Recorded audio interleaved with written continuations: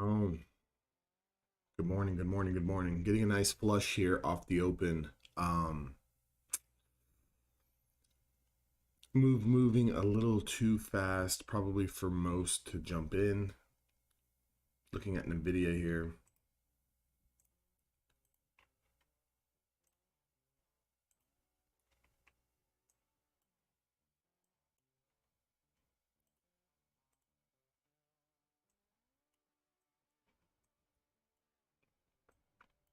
Good morning, good morning, good morning. Cody, Burks, Aaron. Um, this move is moving a little fast, probably for most to jump in. But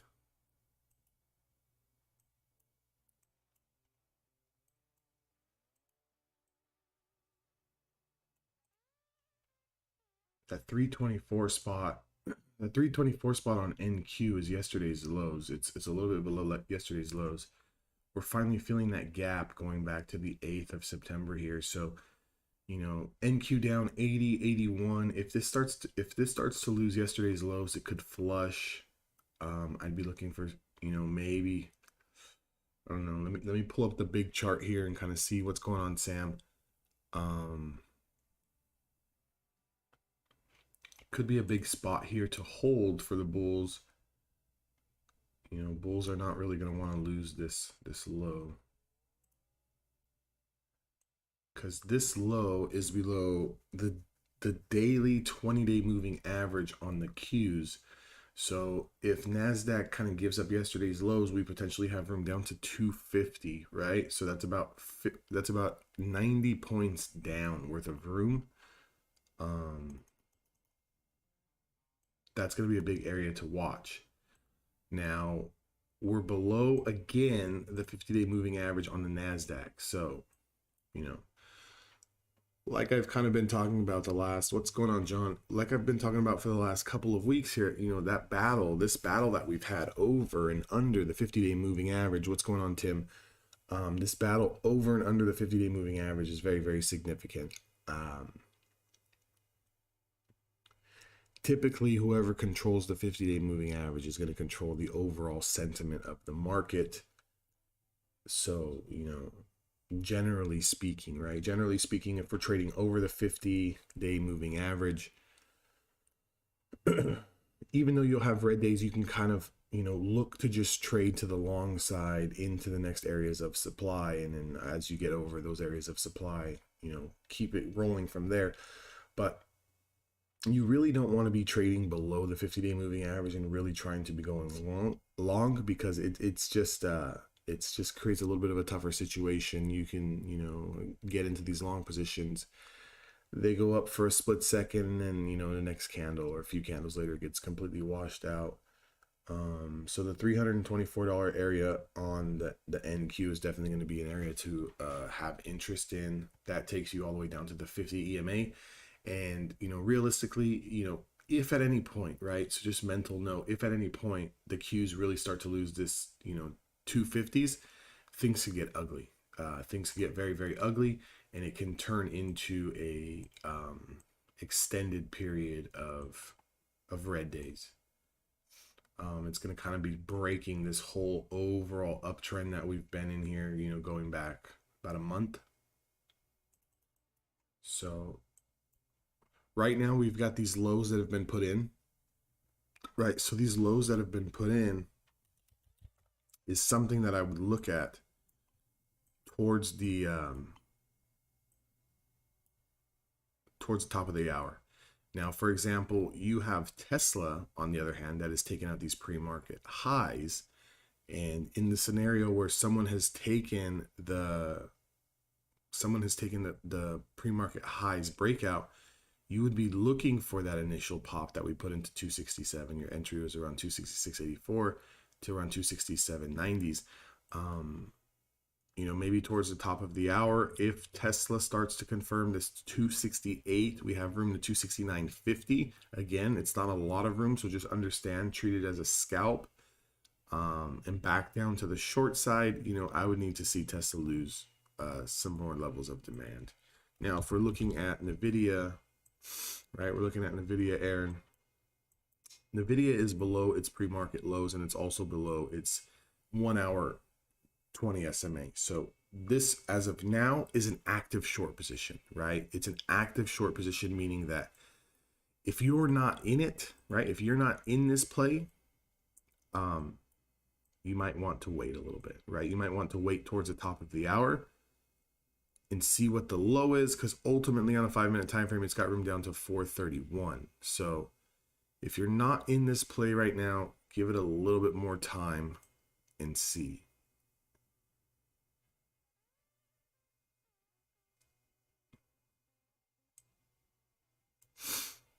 Yeah, because the last thing we want to do is kind of chase these opening 2 candles. You can see a little bit of a wick on the opening candle, a little bit of a wick on this candle. We'll have a few more candles that get printed, obviously, before the new hour candle gets printed. But again, you know, it depends on what type of scalper you are, right? What type of scalper you are, day trader you are. You know, realistically, the only play that I really would have seen on NVIDIA is, let's say, for example, someone had a market order sitting before in the pre-market, right? And hopefully you got filled quickly and didn't get filled at the bottom wick here. But, you know, below 435.79, you know, might be some continuation, 435.79. But again, personally, I might wait till the top of the hour for this NVIDIA. You're also getting AMD with a pop here. AMD with a pop, setting up a 5-minute play that confirmed and got rejected at the Bollinger Band. So maybe AMD might be something to look at towards the top of the hour as well. We've got pre-market highs sitting at around 102.88. We do got those lows sitting down at around 101. Apple. What's Apple doing? What's Apple doing? Apple needs to get over 174, 178.95.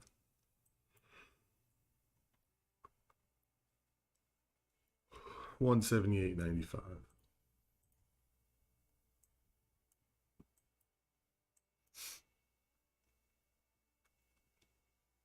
Over 178, over 178.50s. 178.50s might have a little bit of room there. 178.50s on Apple into 179.30s. Chart looks okay. It's got to get over the supply here, the 100 EMA.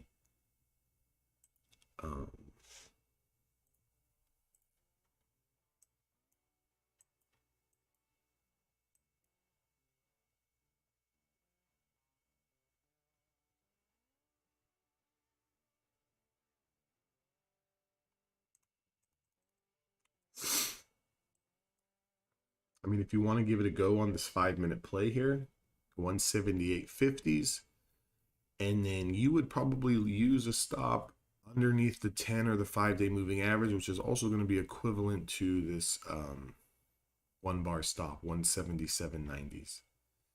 So it's about a 75-cent risk on the trade, which is it's not too bad. You know, Apple moves slow enough that you can kind of manage that trade.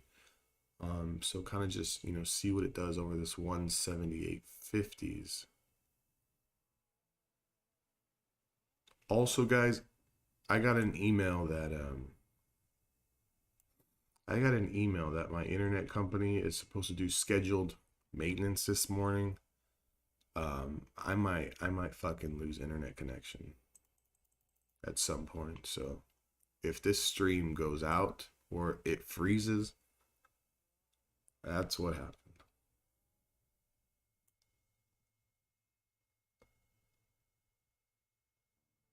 We're going to keep an eye on this 178.50s on Apple. So 178.50s. And again, you know, your stop loss somewhere around 177.90s.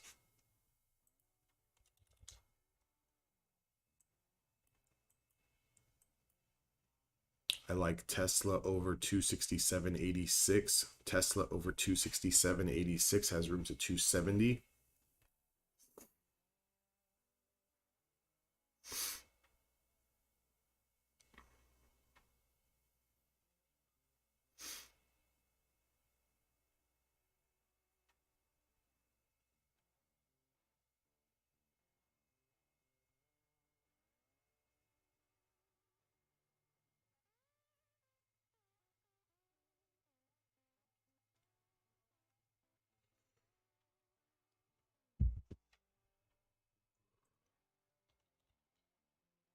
We're looking at a lot of stocks, Aaron. That's a goner. That one's a goner.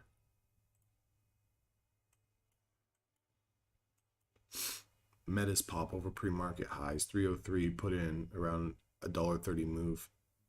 Meta would need to clear out. Meta would need to clear out 304.90s. Again, so a lot of these stocks that popped, with the exception of Apple and Tesla, some of these stocks that popped all the way to their next supply might be better off looking at 7 o'clock my time. But again, that's why watching specific stocks helps, because yesterday's highs on Meta was 303.60s. So if we were just watching Meta from the bell, and as soon as this takes out yesterday's highs, it has room to around 304.70s. There's $1 in that. You could quickly, kind of place your order as we're breaking through that. Take your money on the way up, 75 cents, 80 cents, $1. Get out. Now it's pulling back, right? You're out before the pullback instead of looking at it after the fact. Yeah. So just kind of keep the alerts to like 3 or 4 stocks maybe. That way it makes it a little bit easier to kind of navigate, so we don't really miss anything. But yeah, I mean, Meta looks good. It's over yesterday's highs. Let's kind of see what the daily chart's looking like on Meta. So if you notice on the daily chart on Meta, it's taking out yesterday's highs, but it's getting stuffed at the 5-day moving average. I would keep Meta on watch over 304.60s all day today and into tomorrow. If it pops and it starts to reclaim its 5-day moving average, it could be good for the bulls. They could give you a little bit of a spike there. So 304.60s on a preceding hour candle. It doesn't have to necessarily be next hour. At any time, after this first hour, which is going to end in 15 minutes, over 304.60s. And I'll kind of put that in the Discord. But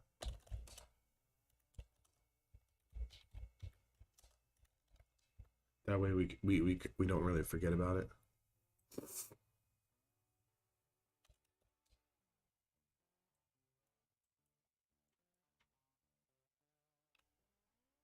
Again, if the market washes 263 on Tesla, 263 on Tesla is going to be those lows. If it gives that up, it's got an initial room down to 260, and then it has a gap to be filled at 256. So 260 263 short on Tesla at any time. This is just something to just keep an eyes on.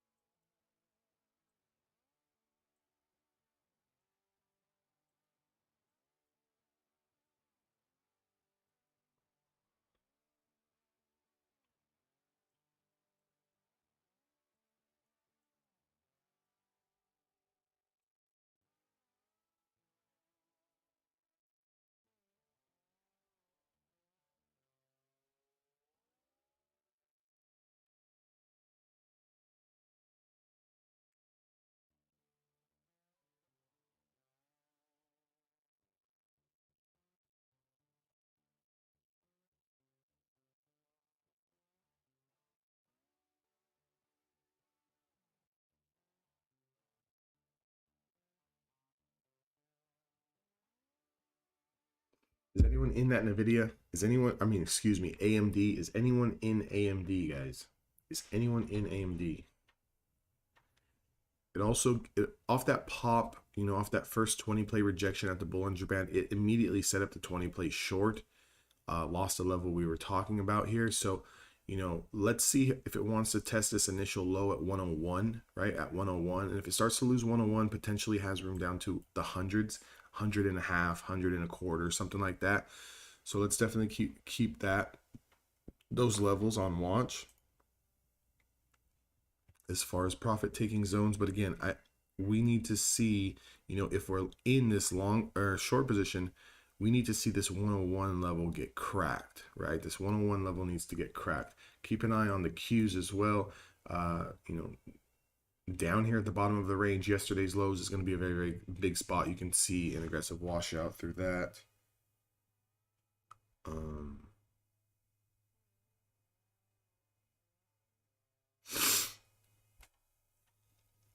Again, you know,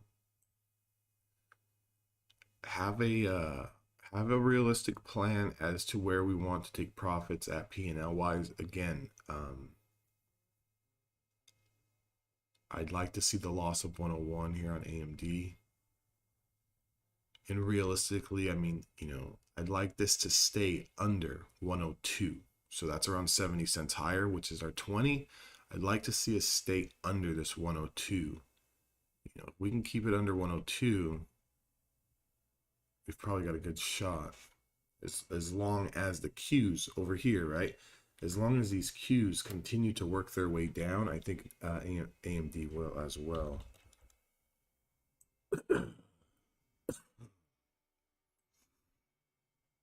So that, remember that level we were talking about on a video, that 434s, 435s, it lost that little previous 5-minute candle and put in, damn, a $2 wick.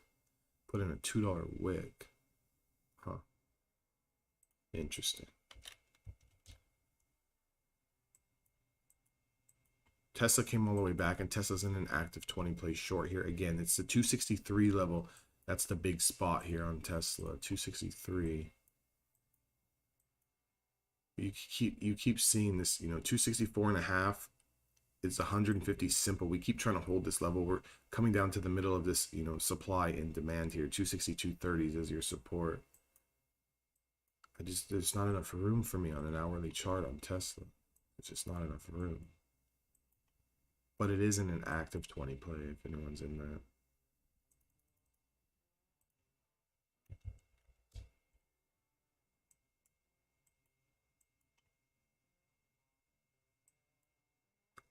Apple's still kind of holding the top of the range.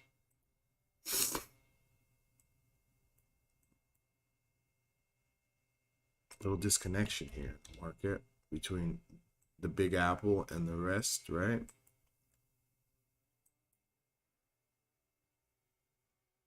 Yesterday's lows on AMD is around 100, around 99, 100.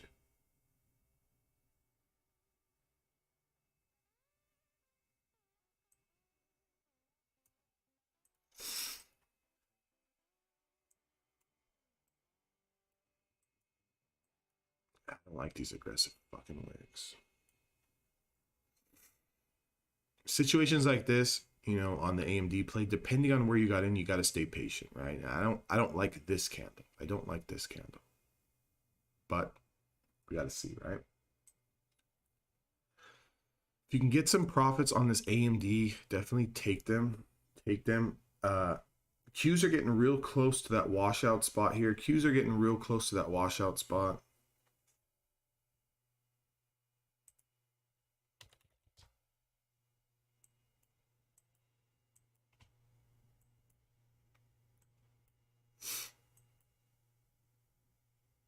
Tesla's still holding that Bollinger Band.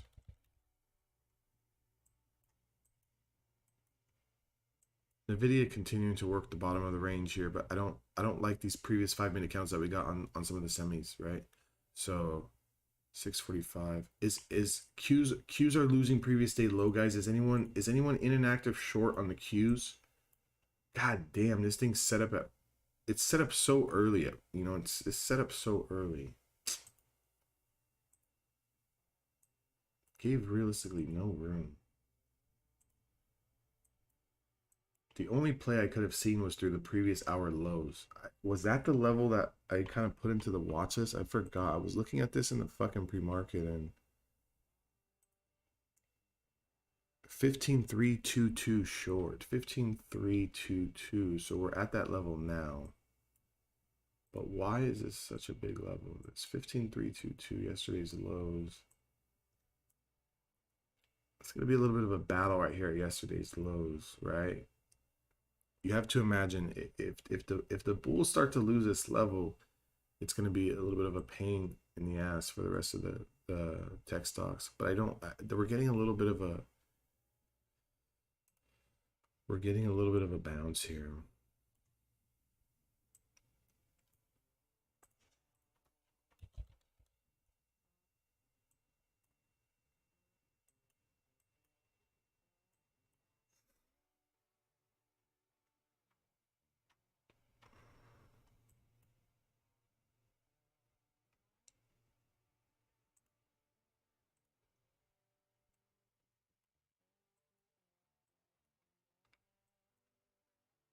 AMD is going to have room to $100 and around 60 or 70 cents. If it continues to just kind of milk its way down, I'm looking for something with the 100 in it. Obviously, I'd like this thing to lose, potentially another 30, 40 cents.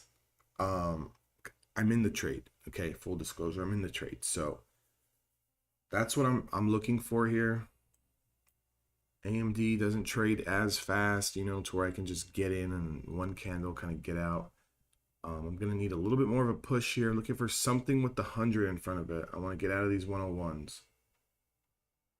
I'd like this Q. I like the Qs here to continue to flush. If we can get these Qs down another 20, 30 points, we can get some follow through here on AMD as well as some of the others.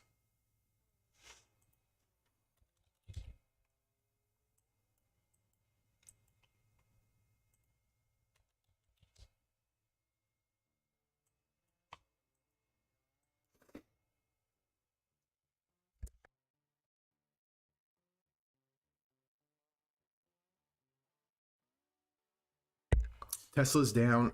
It's broken all through pre-market lows. The 264, the 260, 262.30s has room down to 261 and a half. You got out of the AMD. Why'd you get out? Because of the doji. But it never took out the highs of the doji. Never took out the highs of the doji. Aaron, we have to stop pulling the trigger so quick, dude. Yes, the doji is here, but it never took out the highs. Remember the reversal candles? If this was going to be a true reversal, we need to see green taking out red, and then you can potentially get out. Like I said, maybe our stop loss is over the 102s, which is about 50 cent stop loss, 60 cent stop loss. Why the hell did we get out, dude? Just stay patient, man. Stay patient. Because what happened here is it looked like you just got in, and then it started to wick against you and you got out right away. So is that the case? Like did you get in like at 640 and then you got out?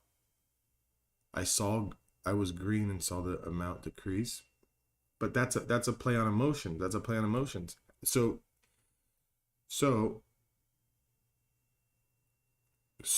how much did you make? Are you green or are you red on this trade, or was it just flat? Green, red, or flat?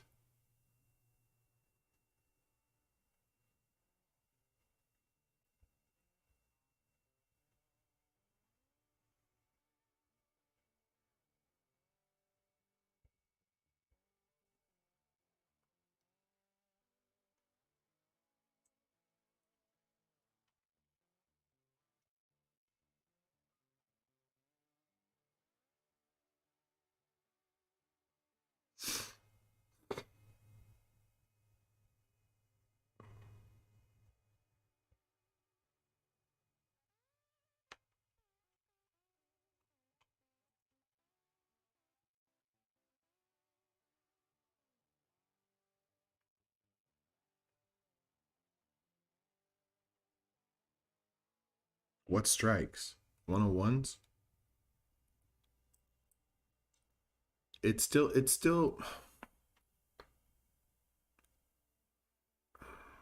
Let me manage my trade real quick here. Let me manage my trade real quick here. Aaron, hold on. Let me manage this trade really quick. It's trading at 172s now, Aaron. I'm in the 101s as well. 177. I'm gonna make a valid point here in a minute, but hold on. Let me see if I can punch a new fucking low here. See, here's the flush I want. I want something with the hundreds in it. There's the hundreds, 85s. Aaron, yeah, we broke down. We broke down. It's just so. Hold on, let me get out of this fucking trade.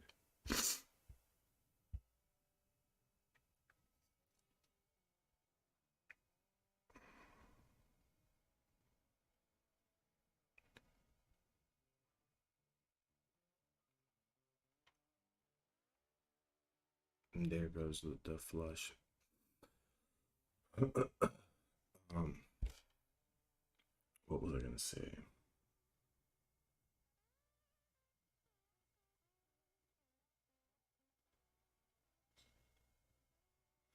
Okay, here's what I was gonna say. Aaron, are you prepared to lose trades? Like off the bat, as soon as you get in, before it goes green, before it goes red, are you prepared to lose? Are you prepared to lose?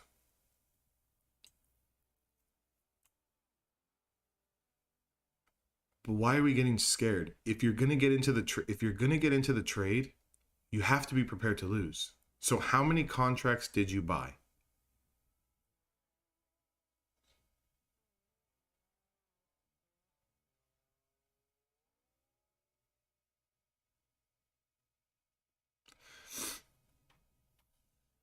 So you were in 4 contracts at around $1.50 a piece, estimate $1.50 a piece.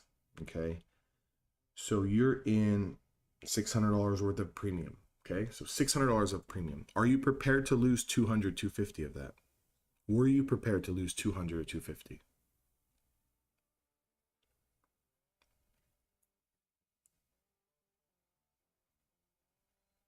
Or is that too much?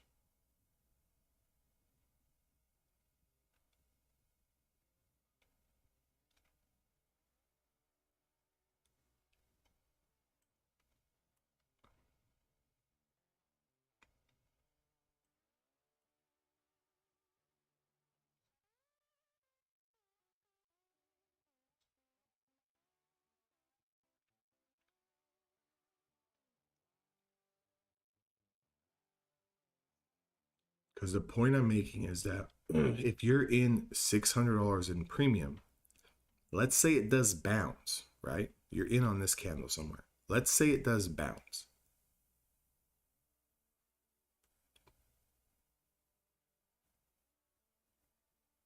What do you mean you didn't have that? What do you mean you didn't have that? Oh, you didn't have that thought at the entry. You have to have that thought every time. Every time. Every time you guys take a trade, that goes for all of you guys. Every time you take a trade, look at this stupid AMD now. I got out too early my damn self, but look at this stupid thing now. Guys, the Qs are going to go down to this 255 spot, okay? Every time you take a trade, you have to be prepared to lose. Half of it. Half of it. 30% of it. You have to have some type of number in mind, like some type of number in mind. Good job, Burks. You have to have some type of mental loss in your mind. It's not, I'm taking this trade and I'm going to win, but now when I'm red or when it looks like it might go red, I panic because you're panicking, and that's what this is. And this is not just you. I'm not being a hard ass. I've done it in the past a million times myself when I put on too many contracts. When we're not prepared to lose, we fucking panic, right? We panic.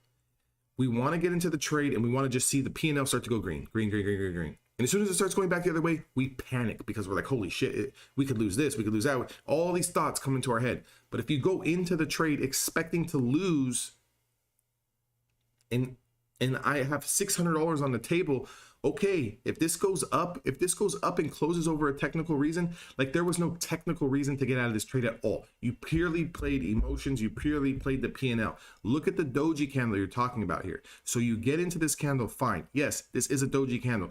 If green takes out red, that would also be killing the 5 and the 10 SMA. You can make a technical decision to get out of the trade here, and that is valid, but we're still under levels of supply. So how can we get out of the trade when we're still technically under levels? Because we're looking at the P&L. So if we're looking at the P&L, and that's causing us to get out because we're a little bit green and then we don't want to lose that little bit of green. Aaron, we were prepared to lose from the jump. I'm prepared to lose. If I'm in $600, I'm prepared to lose 20, 30% of that. So I'm going to lose $200, $250 on the trade, maybe, right? Maybe $150. So I'm prepared to lose that. So even if I go green $20 and then now it's, oh shit, it's red. Why am I panicking? Why am I panicking? That's coffee money. That's coffee money. Because the only point I'm making is you're not giving it enough time to even work out. Because Aaron, what are the contracts trading at now? 170s? What are the contracts trading at now? 170s? 178? Is it something like that? So you got to look at Burks. He's a monster. 1.8. So Aaron, because you panicked, right? And that's what this is. Because you panicked, because you've seen a doji candle, you started thinking, what if? There is no what if. You are not smarter than the market. I am not smarter than the market. I'm in the same trade as you. So I see what's going on here. So what was the difference? It's just I'm prepared to lose and you weren't. That's the only difference. After we get into a trade, we have to allow ourselves to get stopped out or take profit. And you are prematurely stopping yourself out, which is being detrimental to your P&L, because it's causing you to do is stay in the same place, stay in the same place, stay in the same place. If you would have let it ride, it's trading at 180, you're in at the 150s, you're up, let's say $25 a contract. You had 4 of them. That's an easy $100 win in 15 minutes. Easy $100 win in 15 minutes. So what is it going to take? What is it going to take, Aaron, for you to hold these things until you get stopped out or you take profits? Is it trading one contract? Go in $150. Be prepared to lose the whole fucking thing and see it right out. Right? That's the only way. I mean, you have to work on that. Everyone has to work on something. Everyone has to work on something. You know? I personally, what do I need to work on every single day? Over trading, right? When I go up on a day, or if I go take a first trade in its red, I'll come back after fucking lunch hour and I'll trade more, and I'll trade more. That's why I say focus on the first 2 hours of the day. If we can't make money in the first 2 hours of the day, come back tomorrow. That's what I work on internally each and every single day, is not over trading. Why do I overtrade? Because I have my account, I look at the balance, I'm like, yeah, I have enough money to take as many fucking trades as I want today. So I can just sit here all day and pick off the market. That's not smart to do, though. That's not smart to do. We have to think about taking just 1 or 2 trades, 3 trades on the day, and if we can make money, make money. Guys, that NQ came right into that spot, that 250s. We're coming right into that spot, the 250s. Is larger losses than wins. Yeah, then size down, Aaron, size down. If you're going to play AMD, the contract's $150, buddy. You're not going to lose any more than that, and it's not going to go down 100% on one single trade, like on one single 5-minute candle. So even if it would have went against you, you're only going to lose maybe $30-$40 on the thing. I mean, okay, put this into perspective. Let's say you're playing one contract on AMD, right? You're in on this candle here. Look at the flush, right? Look at the 20 minutes worth of flush here. That contract only moved $30, right? Down. It only moved $30 down. Those 101s only moved $30 down. So even if this would have moved up, Aaron, up 3 candles, you would have only been down like $30 or $40. Yeah, you're ending up with a high win rate, like because you're okay, Aaron.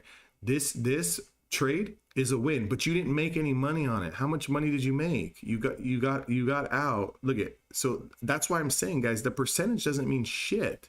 The percentage doesn't mean shit. You're in at 1.5 and you sold at 1.56. Aaron, you didn't make any money on this trade. So to say you have a high win, like to like, for the sake of saying that, like, oh, our wins are higher, this is gonna skew your stats. Like, trades like this are gonna alter your stats, right? Yeah, I know, but like you don't have to be like hard on yourself. You just need to figure out, why can't you hold? And if it's because of the fact that you don't want to lose, no, I know you're not bragging about it, but what I'm saying is, like, for example, when we sit down, right, when we sit down and we look at your numbers, it's going to be like, well, yeah, out of my last 10 trades, maybe I won 7, but then I lost this one. But the ones that your winners, we can't even really include those into those numbers, because we didn't even, like, the stats are how many trades actually worked, meaning letting it run to stop loss or letting it run to profit. And when we stop out on a trade like this, right?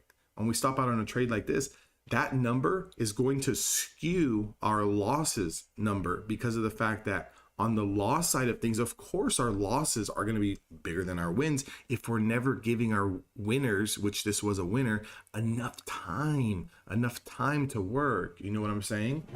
I'm not saying that you're bragging about the stat. What I'm saying is that it's going to feel mentally, because this is psychological. So you're going to feel like your losses are always bigger than your winners, because you stop yourself out prematurely. So when your brain registers this as, whew, a sigh of relief, right? A sigh of relief. I didn't lose any money on this. It was okay. It's a winner. I can find another one. If your next trade you take as a loss, then it's like, God damn it, I just lost more than I fucking made. But realistically, this is like a scratch trade. This is like, we can't even like include that, right? We can't even include that. So I'm really trying to think about for you. I think just play one contract and really prove to yourself that the losses are not going to be bigger than the wins, right? This was on one contract, this was 25-30 bucks down. And if you would have lost, it would have been 25-30 bucks up, right? Play one. Don't focus on the how much money you're going to make or how much money you're going to lose. Forget about that right now. What we need to focus on is allowing the trade to work. Because I got into this trade as well, and this fucking doji candle pissed me off here too. Yeah, I was like, man, don't tell me I'm going to get in. It's going to wash out, get in, and it's going to come back up. But again, I have to let it play out, right? I can't get out if we're still below the 5 and 10. Like, I've got to let it play out. We're still below the 20. I've got to let it play out. That's all I'm saying. I'm not saying it to be a dick. I'm not saying it to be a hard ass. I just want us to make money. And if I see something that we can fix, if I see it's just be like the same way. If you guys heard me say, oh, I'm in this trade, and the next thing you know, I'm getting jumping out of it or holding it way too long, fucking put me on the spot. I don't care. Because that's what's going to help. That's what's going to help. Now,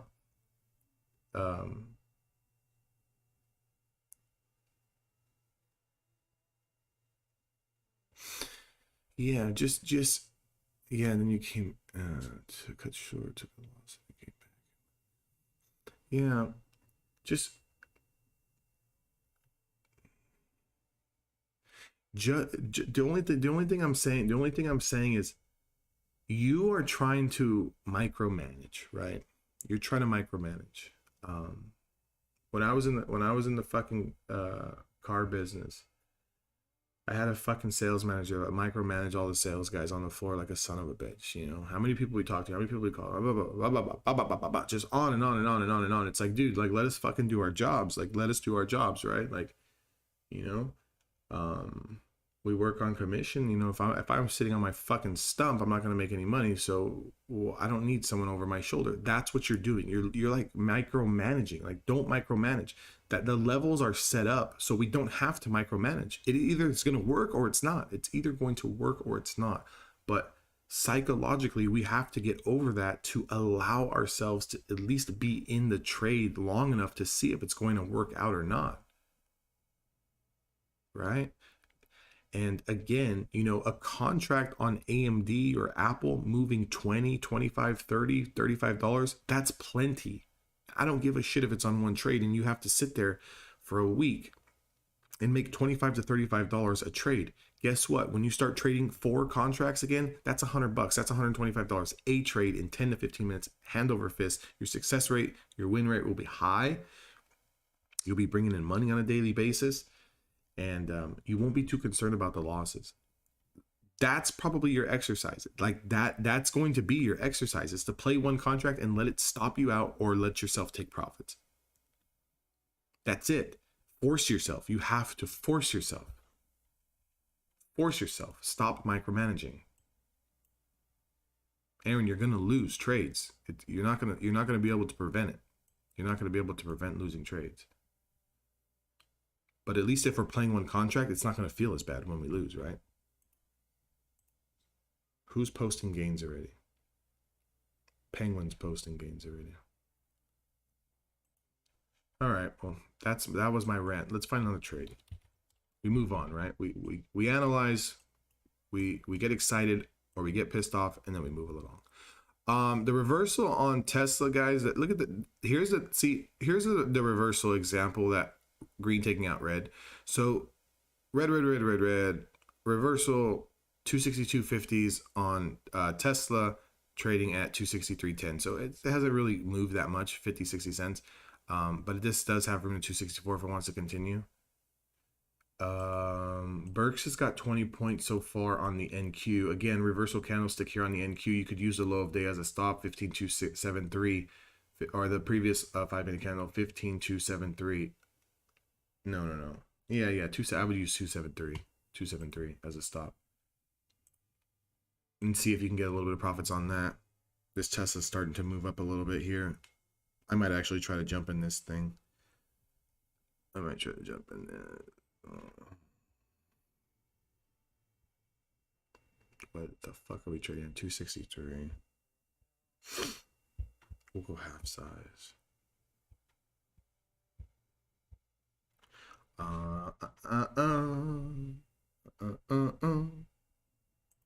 I really hope they don't cut my internet off. Who the fuck schedules maintenance in the middle of the week like that? Like, why don't you do it overnight? Who schedules maintenance in the morning? Spectrum does. That's what they do. That's what they do.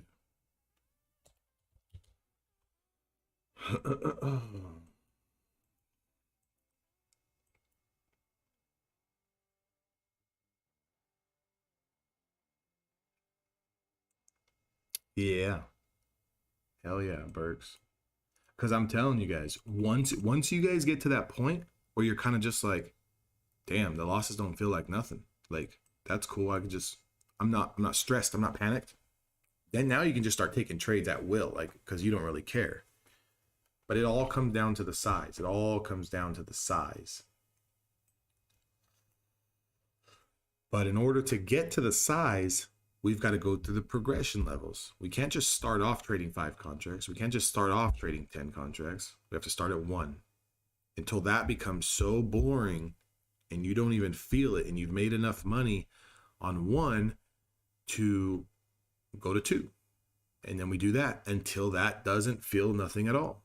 And then we go to 3. So it's a slow progression. It's a progression.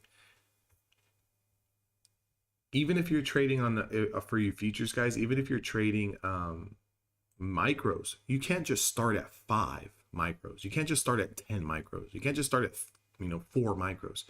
Start at 1. Start at 1. Yeah, $2 here, $2. It's gonna move $2, $4, whatever, right? Take $8, take $10. But that you need to do that over and over, and you need to do that on your losers. You need to do that on your losers. So when you take, let's say, Burks, you take 2 micros and you're down 15 points, right? 15 points. What is that? That's a $60 loss. Okay. So what? $60. But when you take 10, 15 points, that's going to be $40, $50, $60. So when that feels like I can stomach these losses when I do get stopped out, it's not that big a deal. Because the most you're probably going to lose on the NQ is probably 25 points. So what is that going to be? Maybe 80, maybe $75, maybe $80, maybe $90, depending where you get out. Okay, so on 2 contracts, your losses at most should be under $100. Under $100. What are the probabilities that you're going to lose, 10 trades in a row at $100? Slim to fucking none, right? We don't lose 10 trades in a row. Ever. I've never lost 10 trades in a row in my life. And I don't think anyone has. Even people who are still working on things, even people who are still working on things. I don't think you've lost 10 trades in a row. I think, we've just lost one big trade and then that kind of kills us back down.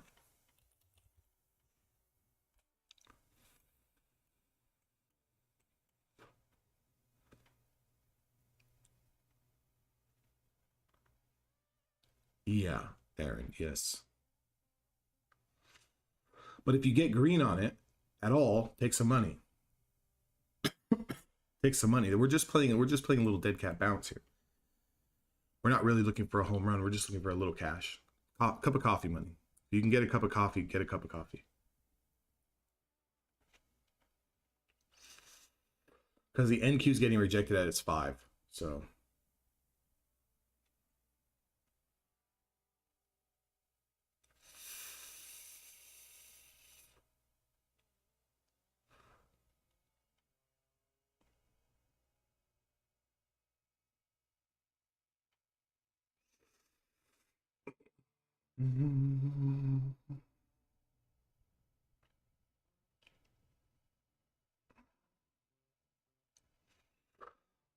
So what am I looking at here on this Tesla? I want to see, does this 5-day hold? And if the 5 doesn't hold, does it take me out here at the stop? Does the 5 hold or does it take me out at my stop? That's it. Let's get some money on this, Aaron. Let's get some fucking money on this one right here, baby. Let's go.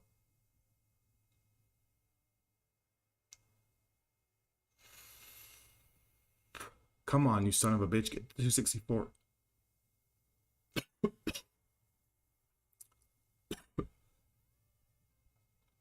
About $1.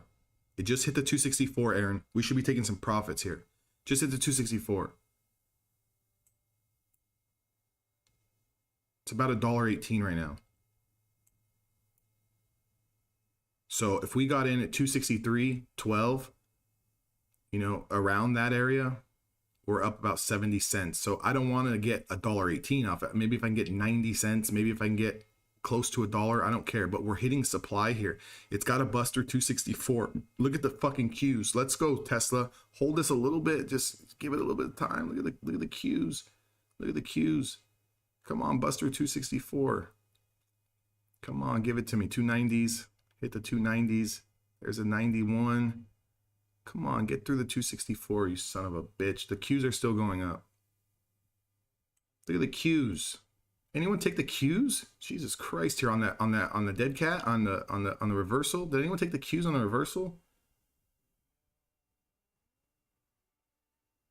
89s, 90s, 93s was the entry. Take some profits on Tesla if you want. Take some profits on Tesla if you want. You should be green. Should be green. You got the top wick, Aaron? You get the top wick?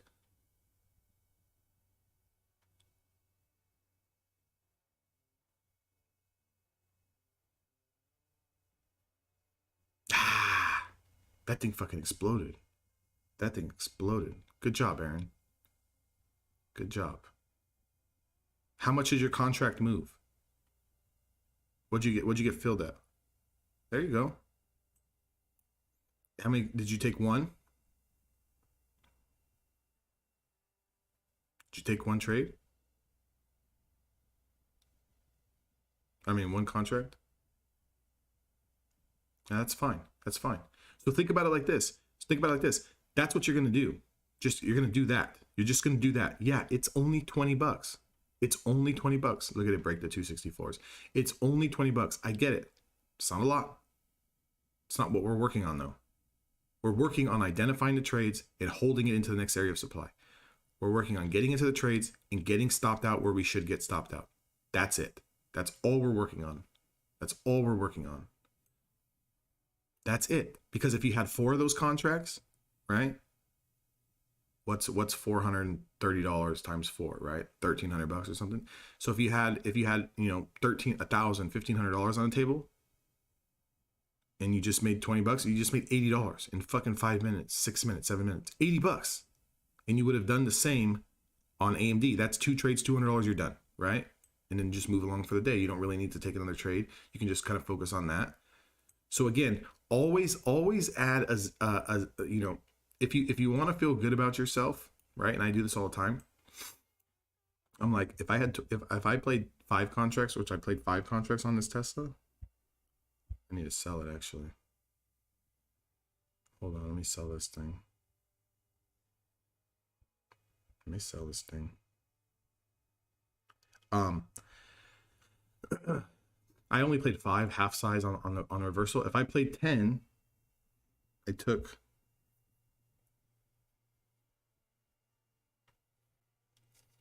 what strikes did you play, by the way?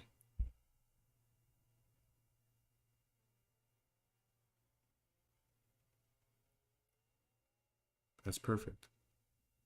That's perfect. Yeah, I mean that pre-market low was good. What strikes did you play? 260. Oh, you played 265s.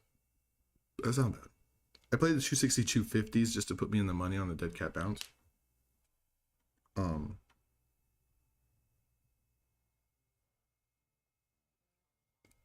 But anyways, what I was saying was,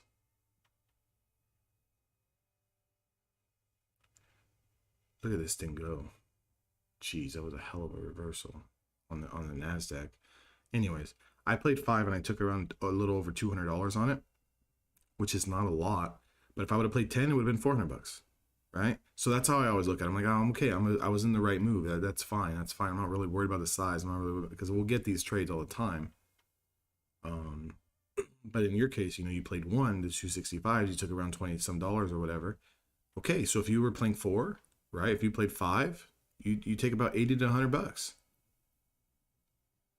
Yeah. So I use that to kind of gauge, right? So right now it's $1.16. So if we got in at 263 and our next supply is at 264, well, guess what? That's about $1, right? Look how close that is to the 116. I don't want to wait for 116 because what if it never gets there? Which I think it did, but 264, it did get there. But what I'm saying is that, if you understand that, hey, 116 is the ATR, then if I can get 80 cents, if I can get 90 cents, I'm cool with that. Because I'm just like at a 1-to-1 right now, basically. Make $1, lose $1. But I always want to take it a little bit. I want to undercut the competition, is what I'm saying. I want to undercut the competition. That's the lingo that I'm going to use here. So if maybe my 1R is $1.15, I want to undercut him 80 cents, 90 cents, and just take the secure deal. Well, it's the ATR. It's the ATR. I don't think you can see it on my screen. It's at the bottom here. You see the ATR down here? I don't know if you can see this. You see this? See this down here? This is the ATR on a 5-minute chart. So the 116 is, the average of the last 14 candles, what these candles are moving. It's just the average. Yeah. So it's just the average, right? Doesn't mean that it has to go 116 per 5-minute candle. The average of the last 14 candles is around $1.16. So if I can take 80 cents, 90 cents on this trade, I'll take it. And then as you get better, then you hold the runner and then you see, does it go more, right? Does it go more than the $1.16? But I mean, if you can make that, right? Like if you can make $1 in 5-10 minutes, fuck, why don't we just do that every day, right? Why don't we just do that every day?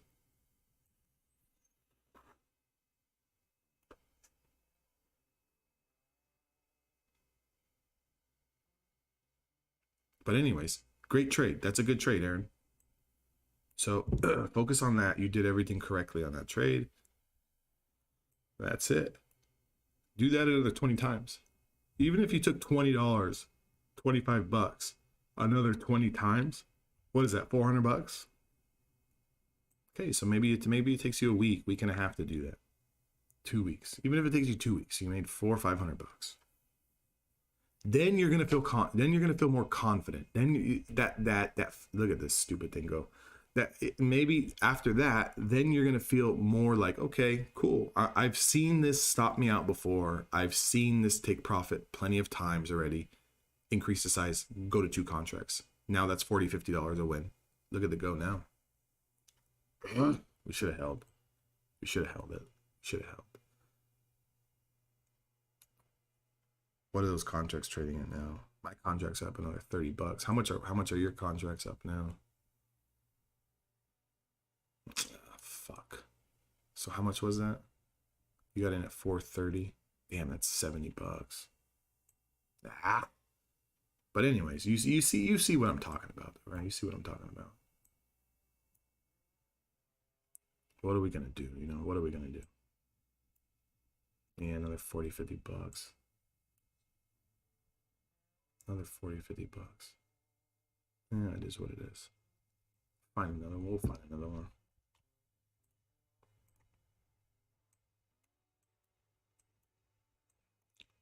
It's got supply on the 1 hour anyways here. I'll justify selling because we're at supply.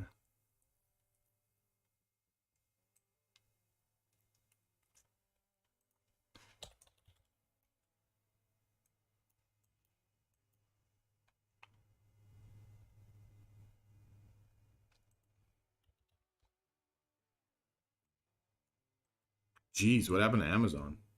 This thing got scorched. Look at Amazon through yesterday's lows. Fuck, man, this thing got toasted. Look at that. Damn it. What the hell happened to Amazon? Ah, don't be surprised. They do whatever they want to do. Just worry about our levels. Pre-market low at 264. Yeah, I don't know. These things fucking do whatever they want to do. Got a mind of their own. Tesla's got a mind of its own. It does whatever it wants to do. Damn, Amazon's got room down to 135.30s. That's the 50-day moving average. What the hell happened to Amazon today? Fuck, no one had eyes on Amazon?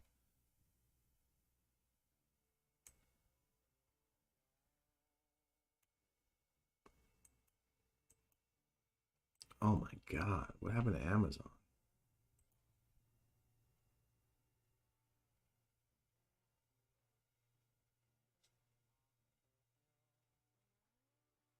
We fumbled the bag on Amazon. No one has Amazon on a watch list? Fuck, I didn't even look at it till now. Son of a bitch.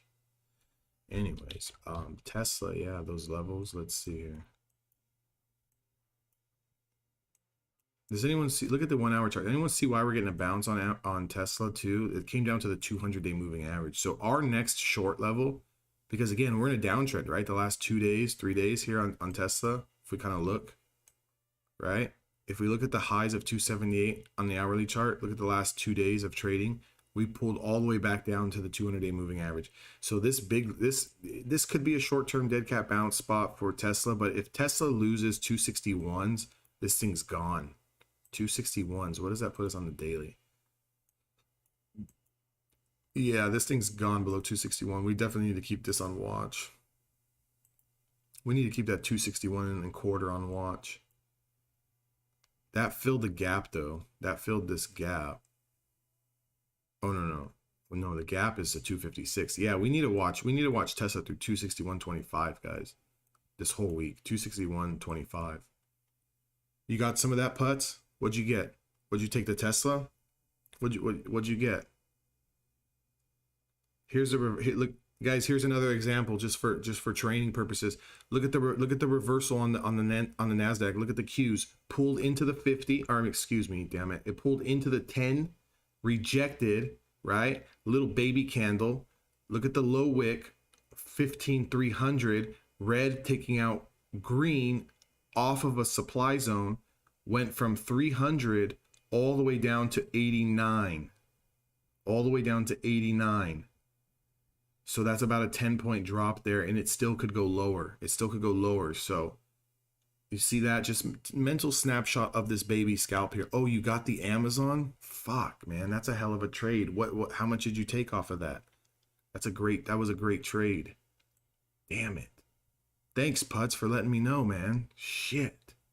Yeah, guys, you can get down a little bit. You can get down a little bit more on this NQ if it loses the 89s. That's a hell of a trade, Putz. That Amazon washed. Would you get it through the pre-market lows? That thing washed.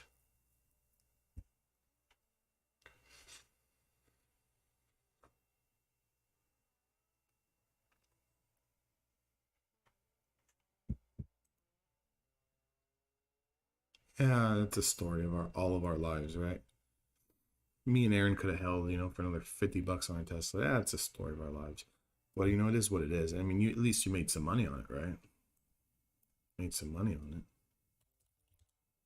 That's another thing, guys. We're never going to be perfect. We're never going to catch the whole move. We're never going to be perfect. We just got to focus on making money and continue to make money.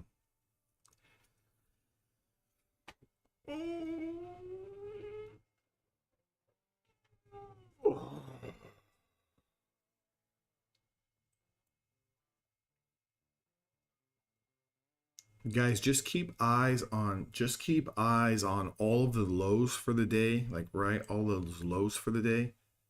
And then also keep eyes on potentially your 5-minute 20 plays up, but treat them as scalps. Potentially your look at the Nvidia's coming down. Guys, watch Nvidia 433.20s. Watch Nvidia 433.20s.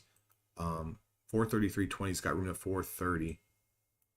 So I have to run. I got to take my son to the damn orthodontist appointment right now.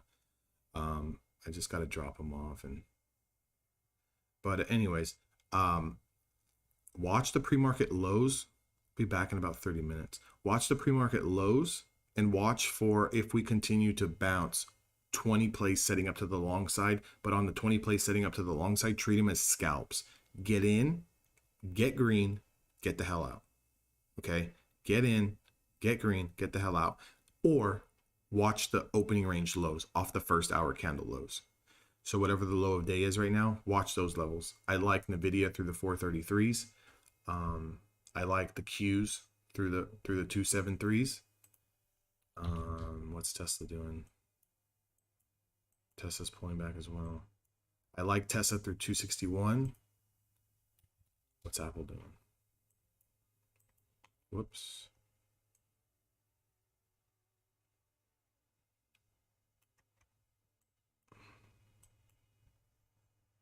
And Apple through 177. Other than that, guys, don't force anything. Don't force anything. We need the lows to get taken out, or we need a fresh 20 play to the upside. We need the lows to get taken out, or we need a fresh 20 play to the upside. I'm going to leave up Nvidia because that's a good one. That's a good one.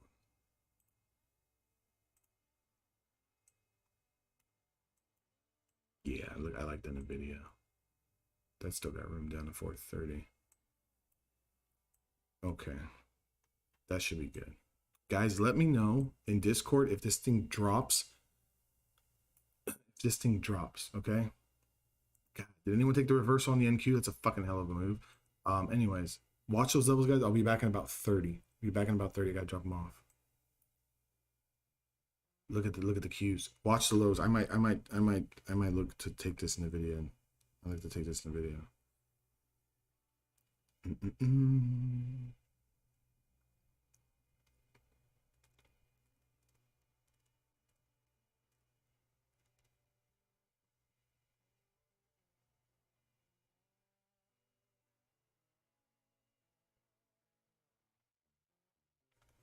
Okay, guys.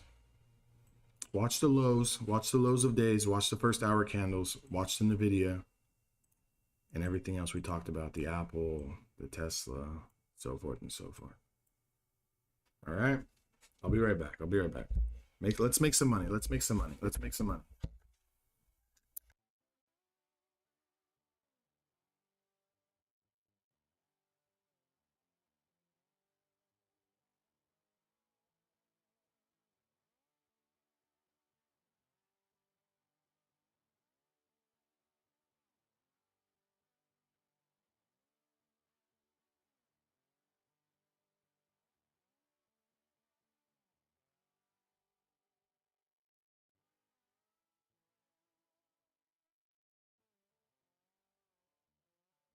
False alarm, guys. False alarm. My days are all screwed up. No orthodontist appointment today. My days are screwed up. What are we looking at? So let's make some money. Let's make some money. What do we got? What do we got? What do we got?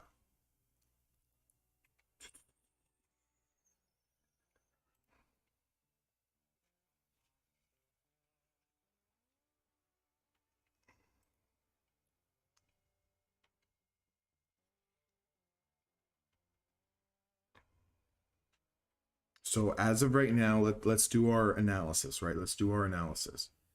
As of right now, the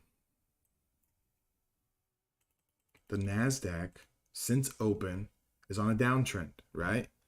Where's my drawing tool at? Where's my drawing tool?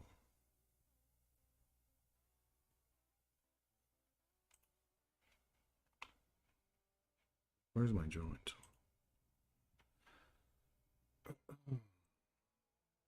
Took a quick 5 points. Good. Nice. Nice. Nice. As of right now, so if we look at the Qs from market open, right? Look at the Qs. Down move. Dead cat bounce into the 10. Now we're back down to the lows. If we start to lose the lows, that's going to be the second leg, okay? Now, if we don't lose the lows, down move, dead cat bounce, we're going to hold and then make a push to the upside. Now, a push to the upside, what I would want to see would be a fresh 20 play, to be honest. Put in a high over the 20, pull back, do whatever it needs to do, and then confirm to go up. Okay, so that's what we're looking for right now. So again, yeah, that reversal was nice, Burks. What the hell were you doing? Walking your dog or something? What were you doing? You're on those levels all the time. What were you doing? That was a hell of a reversal. So again, no trades right now, guys. We need to see, are we going to put in a second leg, or are we going to hold little double bottom and continue back up to the upside? But if we continue back up to the upside, I would rather get a fresh 20 play. Guys, anyone in the Nvidia? Heck yeah. Yeah, I know, right? That shit happens. Guys, anyone in the Nvidia? Is anyone in the Nvidia? We talked about it. 433s, the previous hour's lows, has room down to 430s. There it is. There it is. I know someone took it. I know someone took it. Andre probably took it. Andre probably took it. Look at the go. Look at it go. Look at it go. Aaron, did you take a little bit of this? Good job, Cody. Let's take some profits on the way down here, buddy. 433, we're at 431.80. We got a nice move. You can start taking profits. Maybe sell one, right? Sell one at least.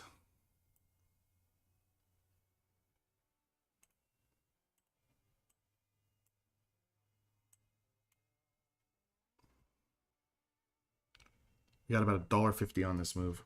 I'm gonna sell half size here. I'm probably selling 70% here. I'm gonna sell 70%.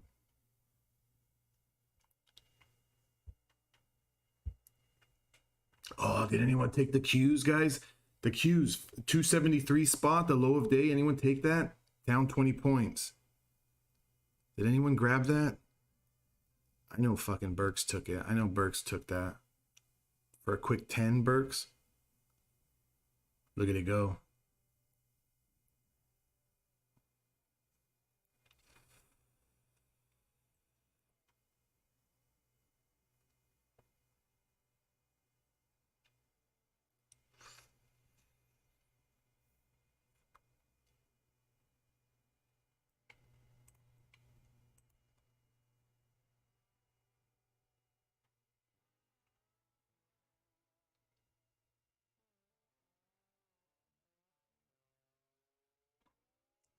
What's going on, Tim? How come you're losing him? How come you're missing him? Guys, realistically, geez. When I look back at the watch list in the pre-market, Nvidia 438 short, if the market flushes, we should have essentially been in Nvidia 438. Jeez. Moving too fast. Well, Tim, can't you just put an order out there? So if we break that level, it can just autofill you. Can't you just put that level out there? That's the only thing with the Bollinger Bands. I use them as gauges when I'm in Burks. Like I use them as gauges when I'm in a trade to take profits into them, or to take profits, well, yeah, into them, right? Whether it's long or short. I use them as gauges. I don't really use them like to enter my trades, because those things move. They move with the price action. So I'll use them as gauges to take profits into them. Yeah, Tim, just do that, man, because I would take profits on the video here, guys. I would take profits on the video here.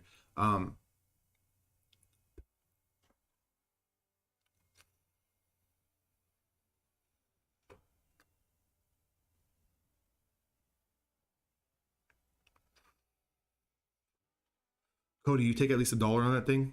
Take at least $1 on that thing.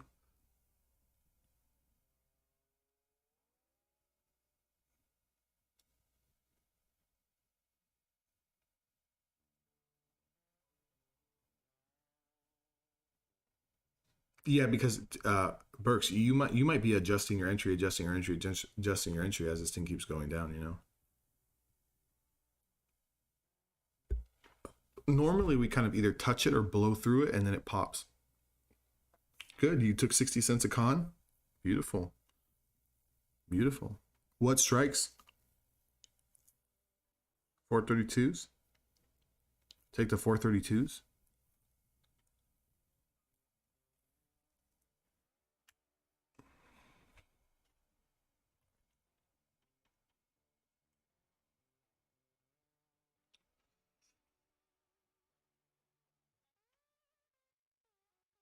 Oh, you made 430 on it? Oh, 430s is what you took. Yeah, yeah, yeah, yeah. Beautiful, man. Hell yeah. 120 bucks? In what? 5 minutes? 8 minutes? Something like that?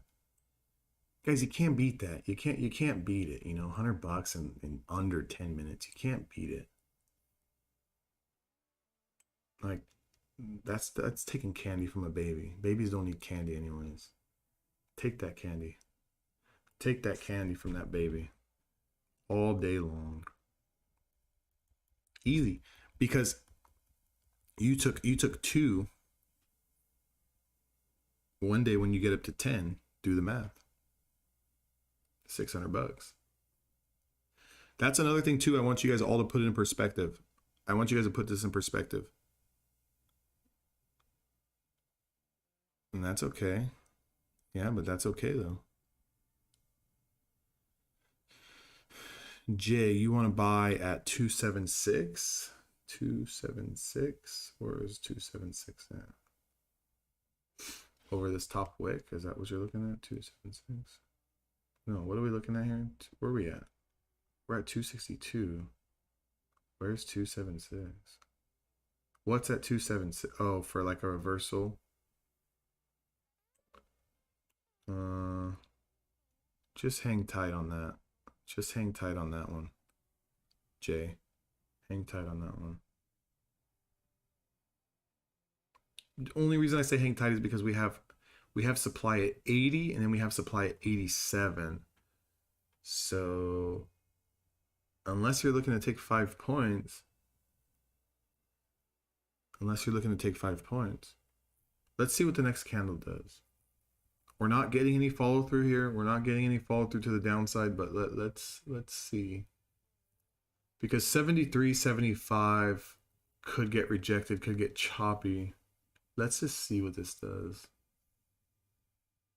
Now the 273 is your five SMA. So, I mean, if you want to try 5 points, 5-10 points, it might be quick and it might be choppy though. I don't know.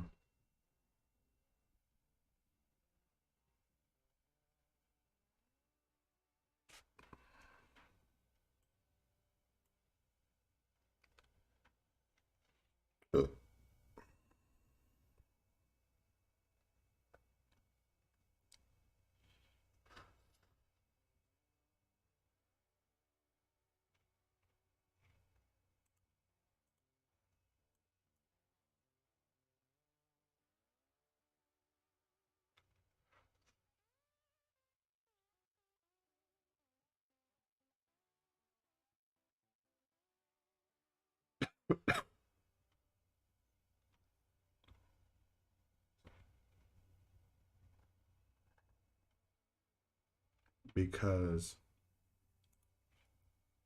downtrend, back test, downtrend, back test. So let's see. I would rather I'd like to see it get it back over the 80s, 83. I think my internet's acting funny here. I hope they don't turn this thing off.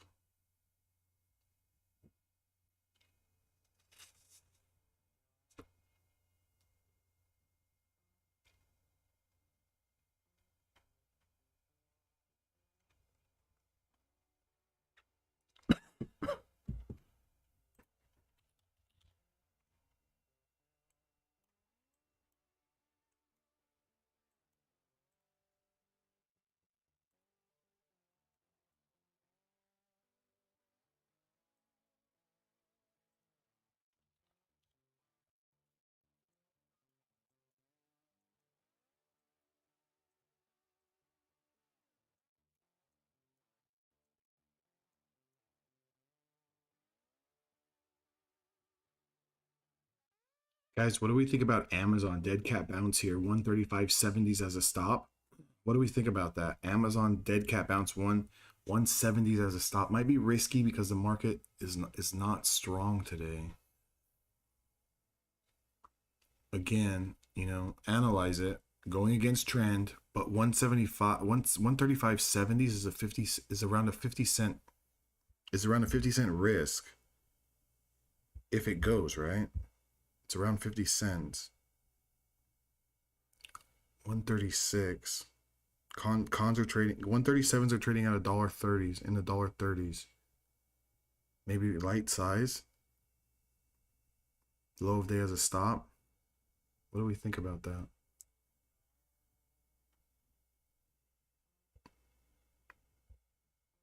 Amazon's weak though.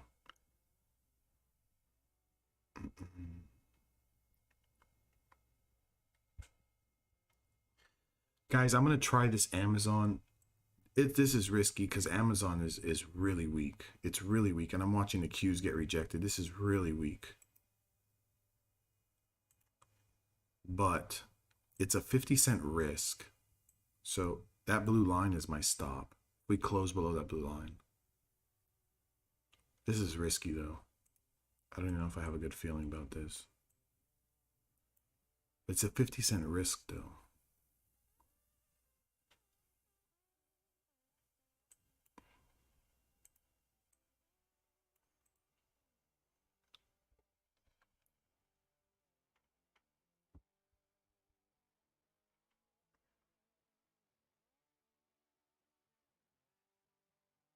Qs are having trouble at the 5-minute 5.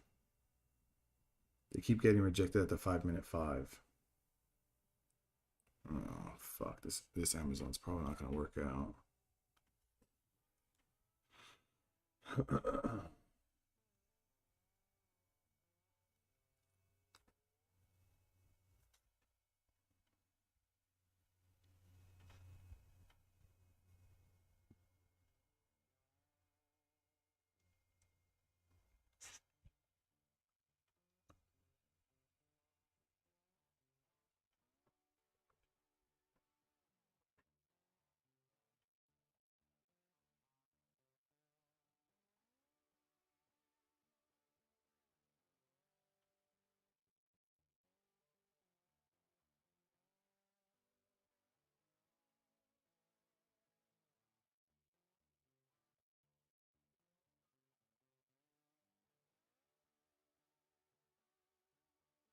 Qs are still getting rejected at the 5. This is probably a bad Amazon trade. Here come the Qs.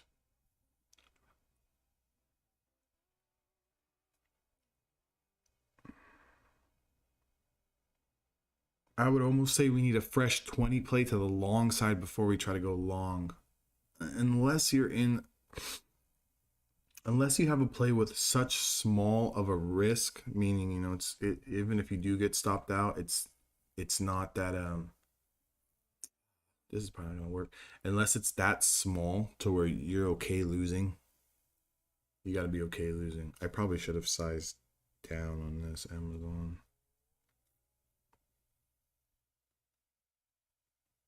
We'll see. So Aaron, if you're here, you know, you can play through me right now on this, right? Because I have to let this thing close below 130, 135.70s before I can get out. So it's like I got in, right, on the bounce, and now it's pulling back already. So this is that feeling you get where you're like, it's probably gonna lose. You know, you're watching the P&L go red. So we'll see.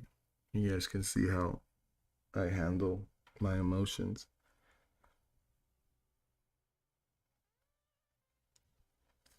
Qs are coming back down towards 248, guys, towards that low day. Got that Bollinger Band sitting down there.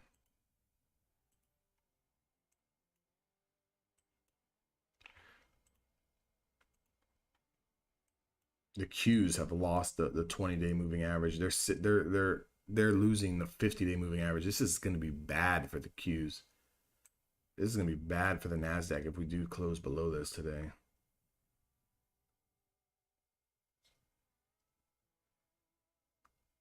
This is gonna be a shit show.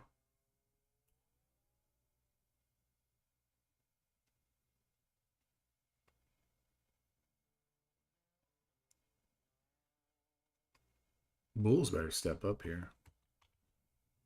Bulls are in trouble. Addy took some NVIDIA.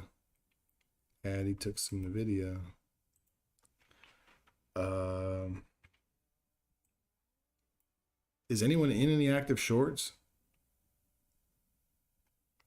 Is anyone in any active shorts?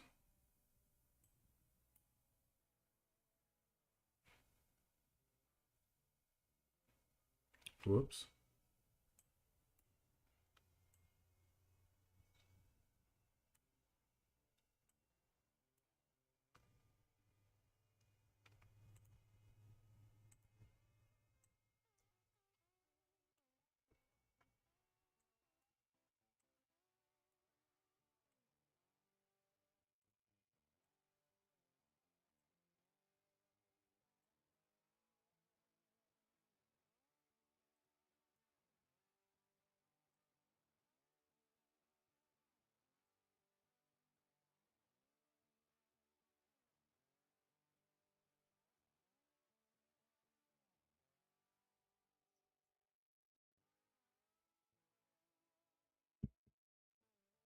You know what would be nice?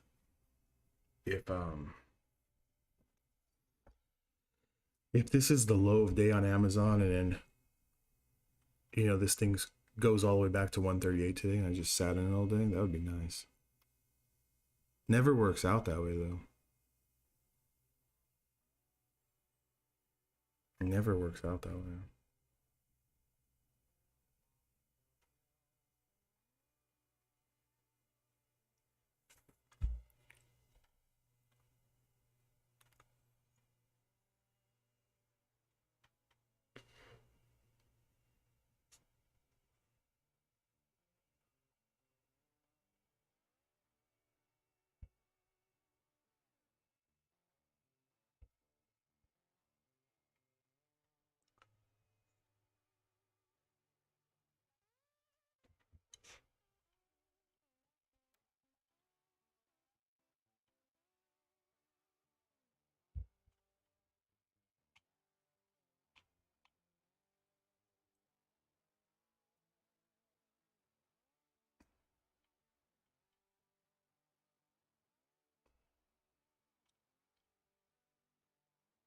Oh shit.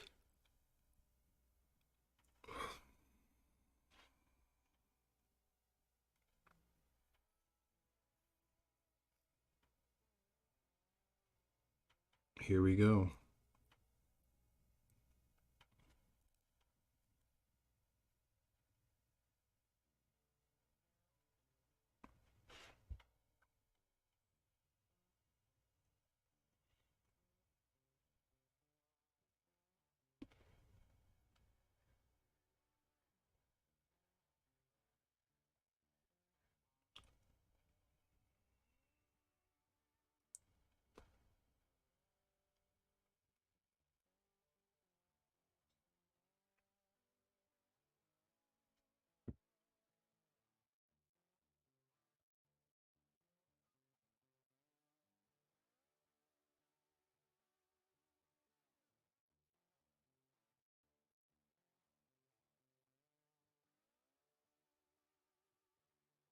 There it goes.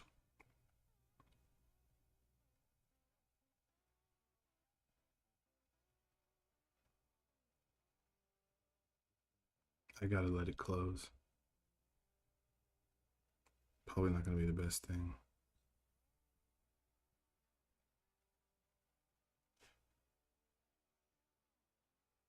It's gotta close. Current Amazon position down 205 on 10 contracts. It wicked below low of day, but I have to have it close. It's gotta close. Okay, it's gotta close.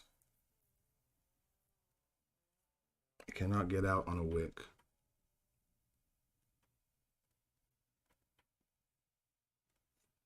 So I can't even get out of this trade for another 2.5 minutes if I wanted to.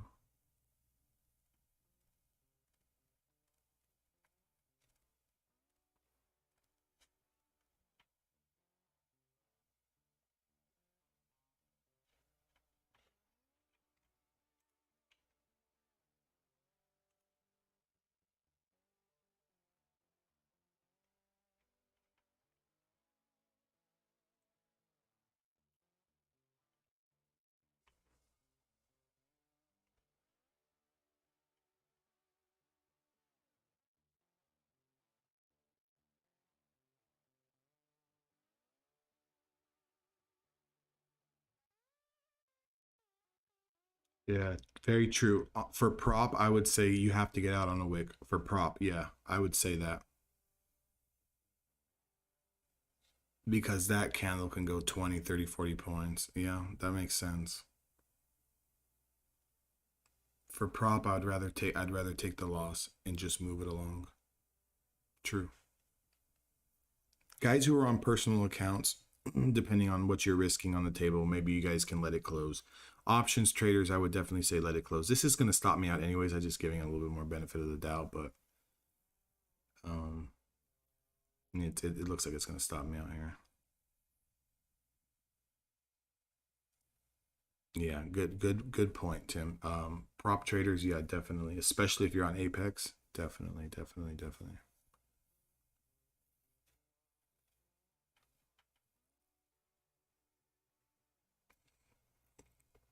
Because for prop guys, you can take unlimited trades, right? It's not like guys who are on personal accounts where we got certain amount of money that we can play with in a day. You guys can take as many trades as you want. So why sit there on the wick, right? If the low of day, like for example, if this Amazon chart is your like futures chart, whatever you're trading, and yeah, you break below the low of day, yeah, your best bet is just to cut the trade because you have that drawdown limit, so you don't really want to mess around with that. But for us guys on the option side, we might want to just let it close, just extra confirmation, right? So like now, so in this particular case, I'm not gonna let this 5 minute candle close.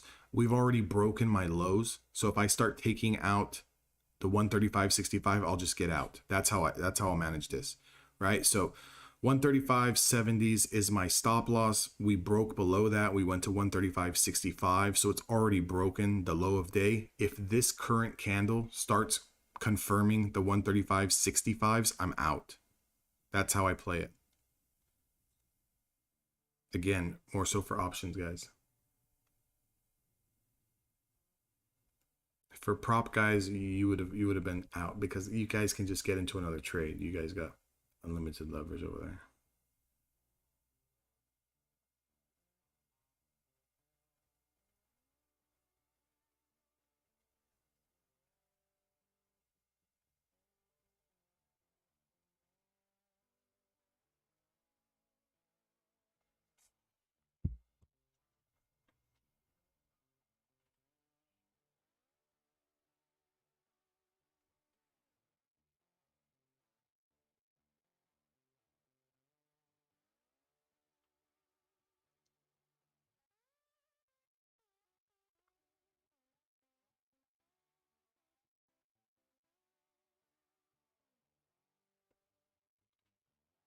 We have the Qs basing out here. I'm gonna move this line.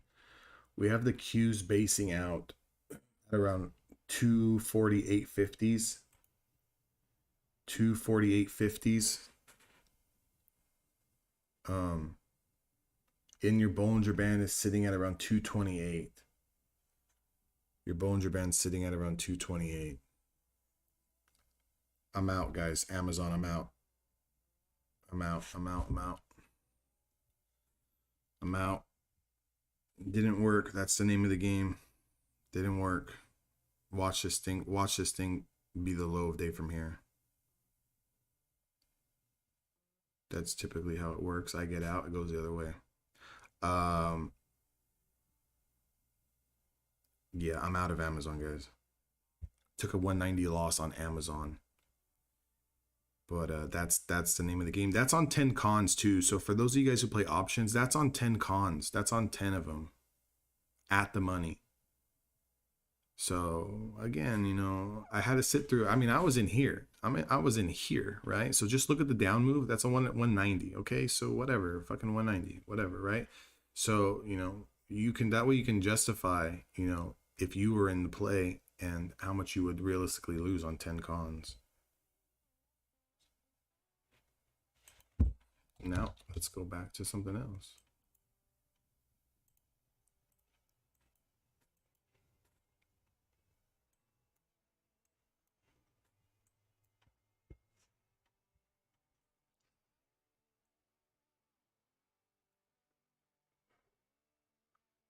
Then the video was definitely the trade of the day, though. That's a fact. That 433 breakdown was the move.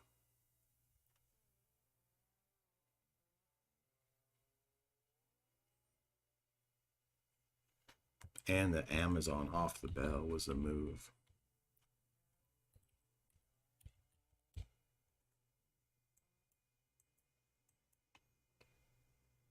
I like this Apple chart short, but it just has support so close at 177. But notice this hour candle. Notice these hour candles. They're all lining up here. That 177.13. It doesn't even have any room down, but it's a good looking chart.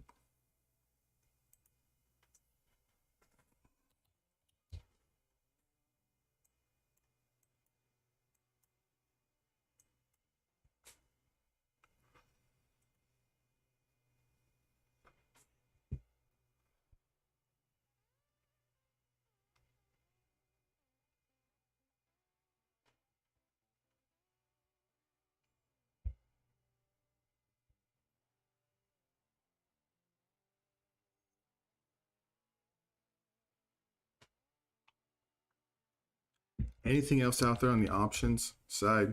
Anything else out there anyone sees? Look at that coin. Look at that coin.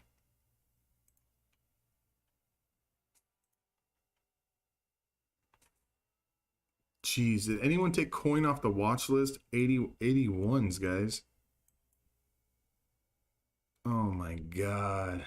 Did anyone? Oh my God. Oh my God. Oh my God. Oh my God. Coin.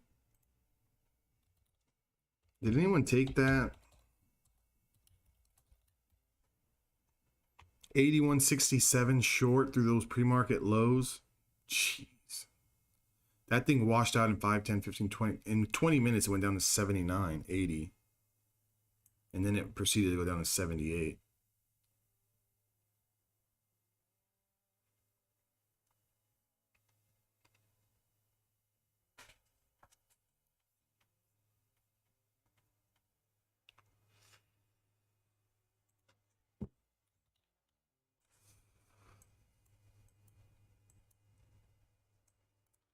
Guys, that Amazon's going to be the low of day watch. That Amazon that stopped me out is going to be the low of day. 135.56. How stupid would that be? 135.56.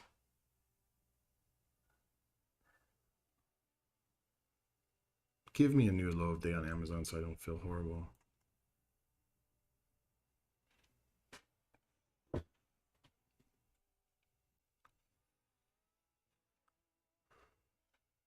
What is the risk on this?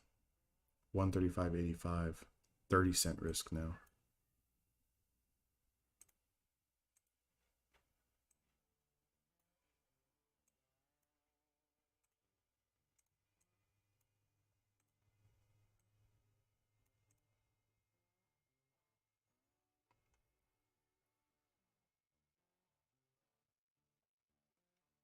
Still so far nothing on the Qs, guys. Nothing on the NASDAQ.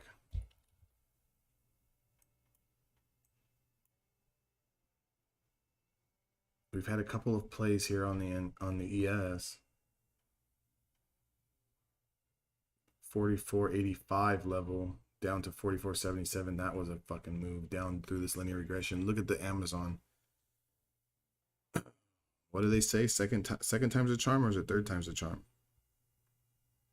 Is it second or third time's a charm?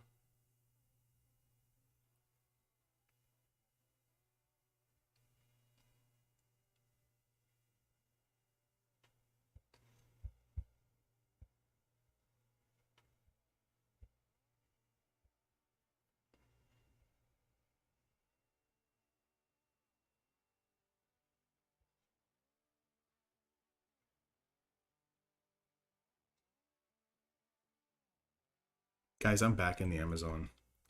It's third time's a charm. I'm back in the Amazon. I'm back in the Amazon. That wick, that previous 5-minute candle that stopped me out, I can't live with that if it's going to be the low of the day. Like it literally stopped me out and it's back up to my entry price. I'm back in the Amazon here. I'm back in the Amazon. If I lose on this trade, I'll be done trading Amazon for a week. I'll be done trading Amazon for a week. This candle literally stopped me out. And it's back up almost to where I got in first time. So I would have broken even, at least broken even on that first trade. Oh, that's the name of the game though, right? That's the name of the game. So this is why we play. This is why we play the game, right? This is why we play the game.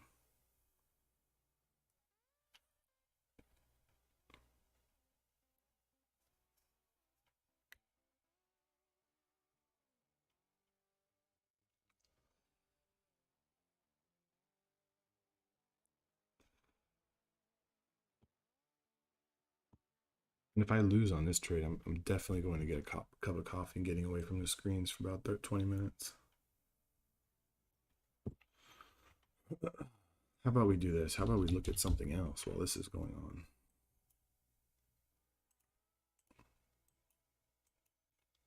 Tesla breaking over the 20 play. It's got room to 264.50s. Doesn't really have a lot of room here. Tesla's got a lot of supply zones, but you know it's coming off the floor.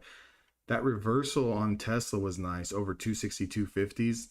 This first reversal was nice because it went all the way to 265 on the first one from 262.50s. That was a hell of a play here. This one, does anyone see that one? This reversal, green, taking out red, use a low of day to stop, boom. Even if someone didn't sell on a 3-point run up and they held, it's back up again.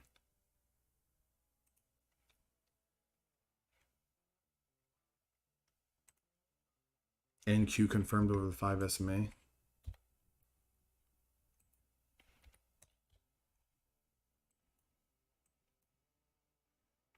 Yeah.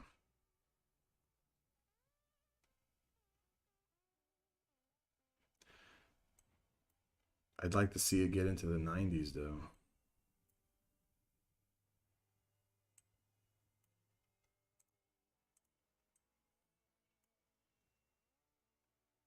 I guess this could have been a reversal, right? Like this candle here.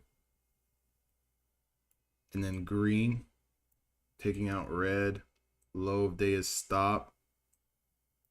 Take that up move, sit in it until you take profits, right? We could justify that, right? This candle.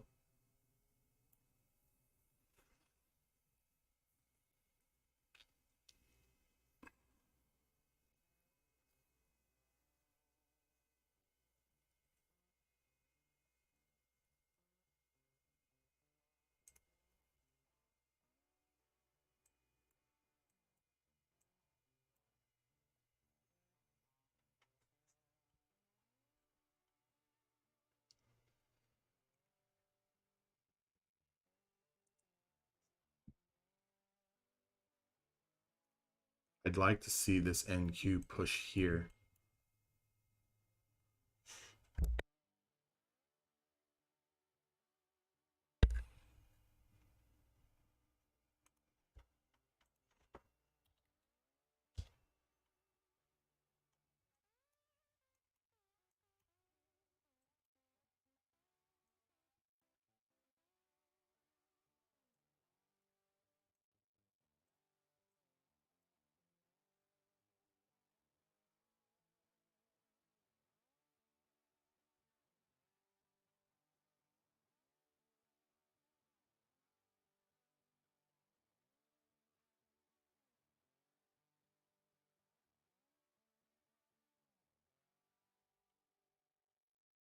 Someone else posted gains.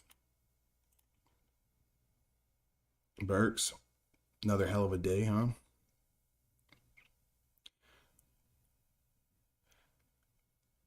Great day today, Burks. Burks, I like that $100 to $200 profit target and just getting the hell out. That's still $500 on your PAs. I like that. I like that idea. I like that idea going forward. Have a good day, man. Have a good day.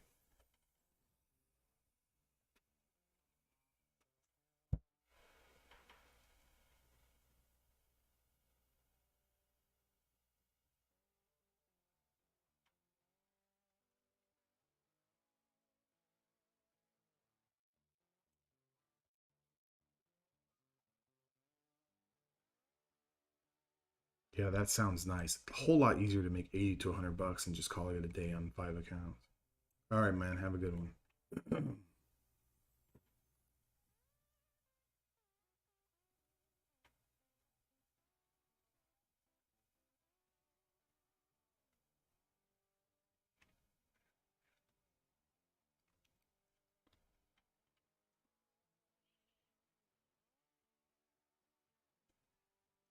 So for all you guys on prop, all you guys that are listening in that are trading prop firms, do you guys get what I'm talking about?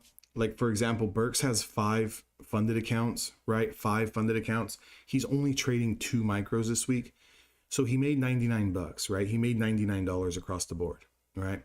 So, but he's got 5 accounts all on a copy trade. So the point I'm making is that he can sit there, pick off 1, 2 trades, 3 trades, or whatever, and yeah, it's $100, but it's times 5. So he had a $500 day, right? He had a $500 day, which is a lot easier to do trading a couple of micros than trying to oversize a little bit and trying to make $500 a day on one account. Does that make sense?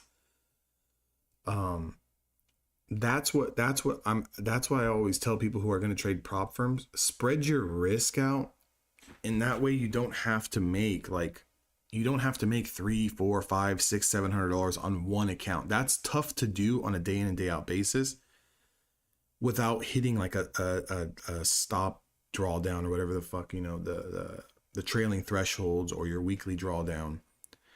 Because you can come into the market and pick off $100, $80, $70 relatively quickly. And if you do that on 2 or 3, 4 accounts, it's not just 70, it's 140, it's 200, it's 300.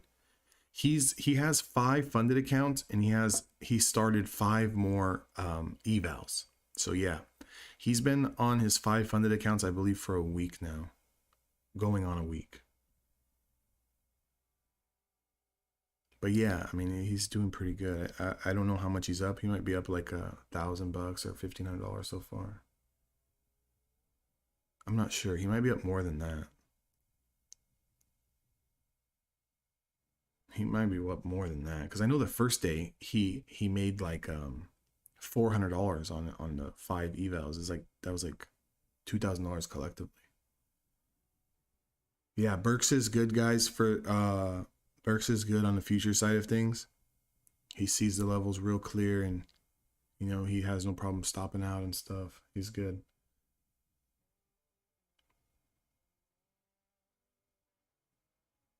Yeah, but even so, I would still take the 3. I would take the 3 accounts and spread your risk out. Even on like if Burks was on Top Step with 3 accounts, it's still $300 a day. That's perfect. That's perfect. That's good. Good money. 3 times 5 average, right? You're not going to win $300 every day, but if you win $300 times 5 days, that's 1,500. That's $6,000 a month. That's like $72,000 a year, right? What's wrong with that? There ain't nothing wrong with that. We'll take that all day. They want to give out the money, we'll take it.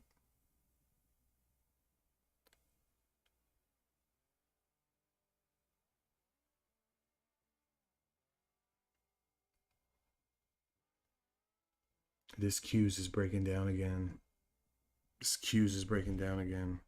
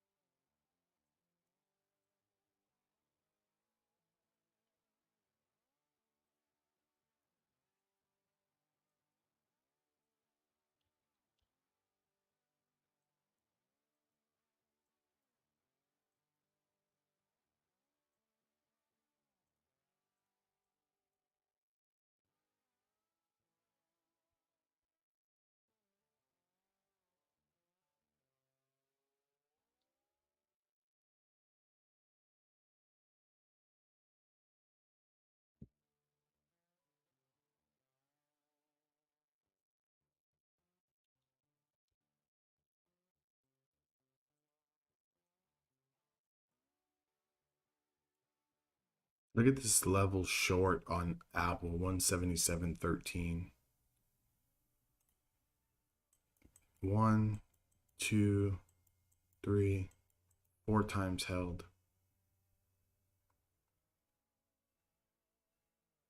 Guys, you could essentially use a 10-cent, 12-cent risk on a bounce here on Apple. It's only 10 cents. It's only 15 cents. Again, if you get stopped out, so what? It's only 10 cents.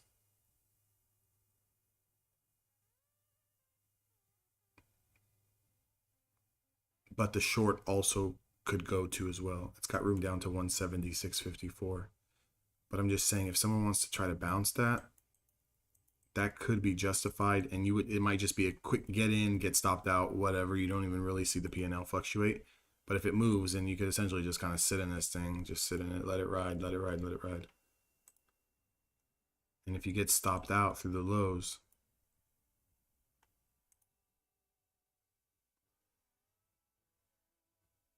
yeah, work on one account, pass it, get another. Get another. Pass one, get another. Pass one, get another. Just keep doing it like that. I would at least try to get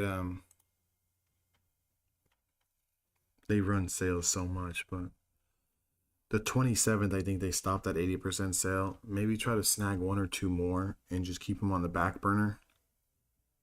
Trade them small, couple micros at a time, like how Burks is doing right now as he's growing his funded accounts. And that way you at least have them, I don't know, a couple 50Ks or something, nothing major. Throw $50 at it.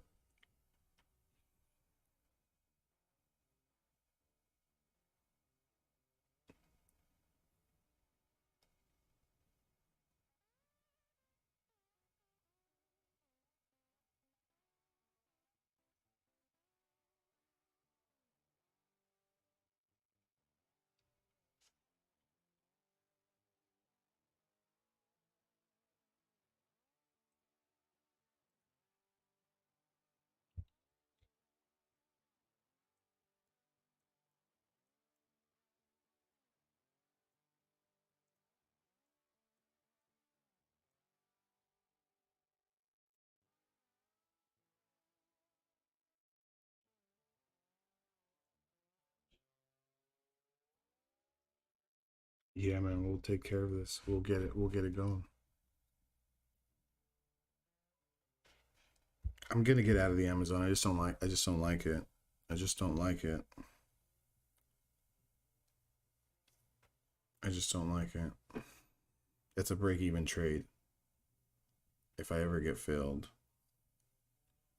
it's a break-even trade. 30 fucking bucks.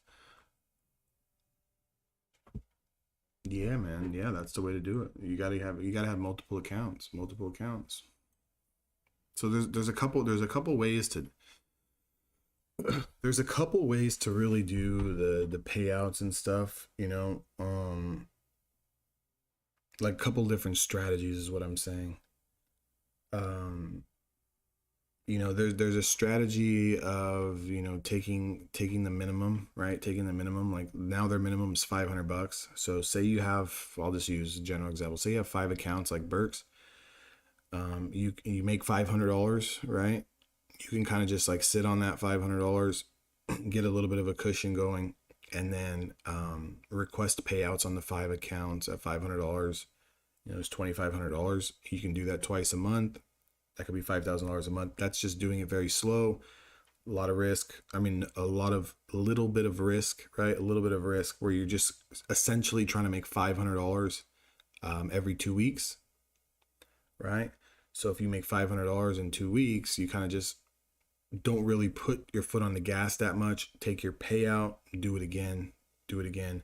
That's a safe way to do it. The other way to do it is kind of stacking it up, right? Like really getting a cushion going to where you're over the trailing threshold, so you don't have to really worry about it, and you can build that buffer, and then you can do again, it takes a little bit of time, and don't let me be honest, there's not a lot of people who keep funded accounts that long. They start blowing them up because they start doing crazy weird stuff when you have a funded account trying to make more money. But if you just kind of slowly build it up, $1,000 this week, $500 next week, $1,000, and you kind of build it up over 2 or 3, 4 months. I know guys that kind of get over that trailing threshold. They get over that time limit where you have to, I think at Apex it's 3 months to where you before you can start cashing it all out. And I know guys that will sit there with like 20 grand in their account, 30 grand or 10 grand or whatever, and they'll just take the whole damn thing out at one time when you're allowed to. That's a different way to do it.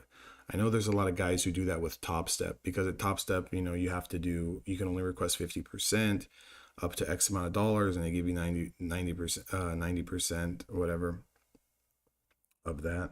And then, or 100% of that up to a certain amount. And then it's 90% until your first 10,000 or something. And then I know a lot of guys who just won't even take the payout until they hit the 10,000. And then they'll just take the whole 10,000. They'll take the whole 10,000 at one time.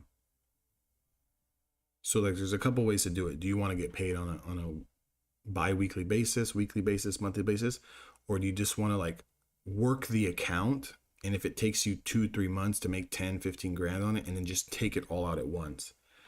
The only the benefit to that is you're going to get a fat paycheck, right? You're going to get a fat paycheck in 2 or 3 months of 10, 15 grand, as long as you don't do anything stupid and lose the account. Or you can do it like the 9 to 5 way, where you make a little bit of money, you take your payout. Make a little bit of money, you take your payout. That's safer to do because, again, at least you're going to get paid before you blow it up. But however you want to do it.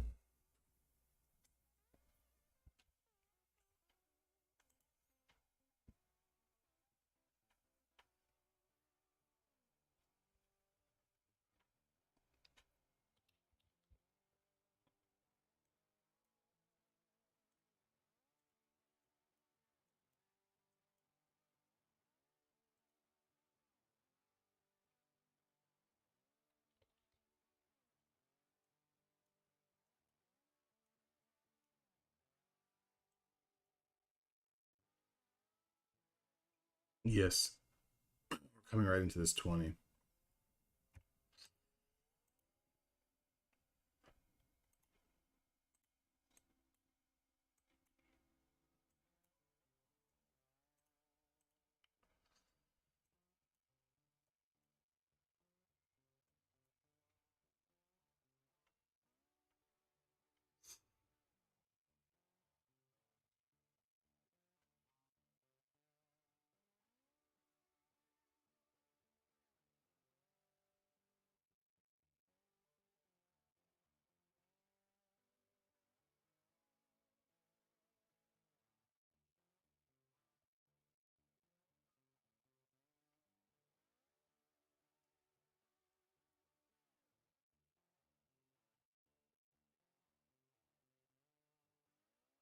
We're in it.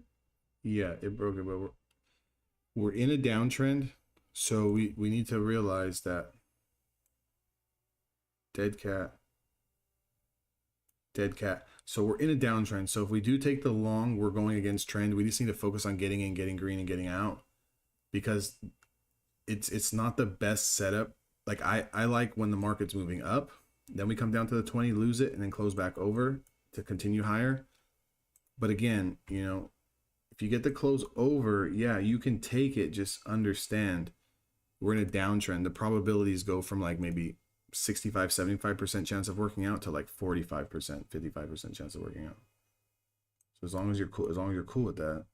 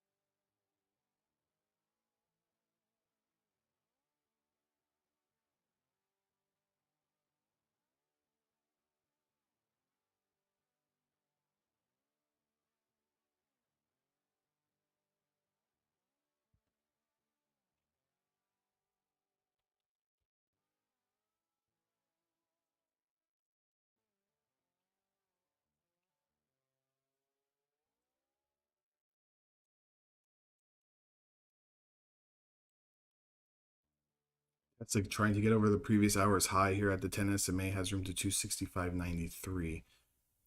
And it's only got about $1 room, but it is confirming the previous hour's high, trying to, at least, if it can get over this 10 SMA.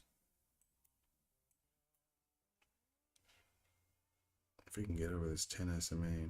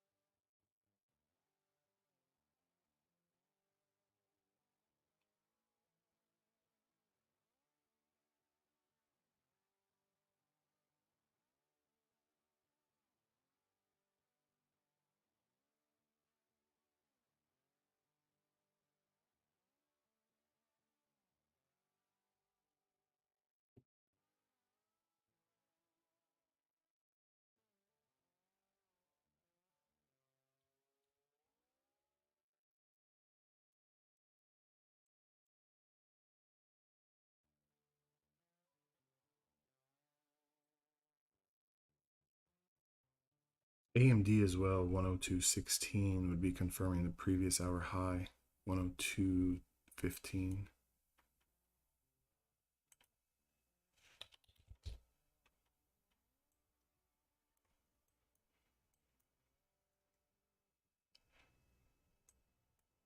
Sam, did you take the 20 SMA play?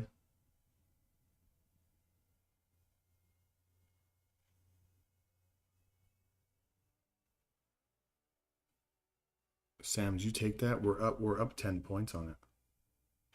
Anyone who took the NQ 20 play, we're up 10 points on it. 10 points is beautiful. Beautiful. Hell yeah. 10 points has definitely been a sweet spot for these scalps, especially when you're going against a trend. 10 points seems pretty good against a trend. It's safe, and if it doesn't work, well, then it was never meant to work out, right? But I like how we're taking the 10 points on the NQ. Those moves happen quickly, and I think we can take 10 points more than we can't. So I'm gonna be watching this AMD red to green. Actually, red to green through the 102.14s, 102.15s looks pretty decent.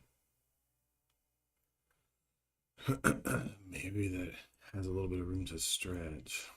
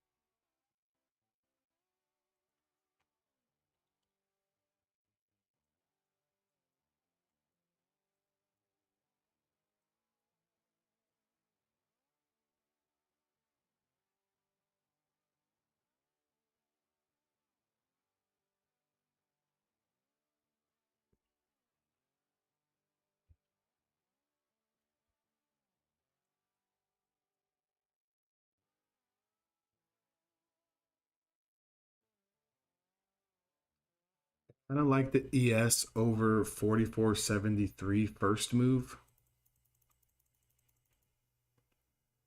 44.73.35 first move, and just kind of using previous 5-minute candle as a stop at 44.70.50. So that's literally 3 points of risk. 3 points of risk here through 44.73.25s.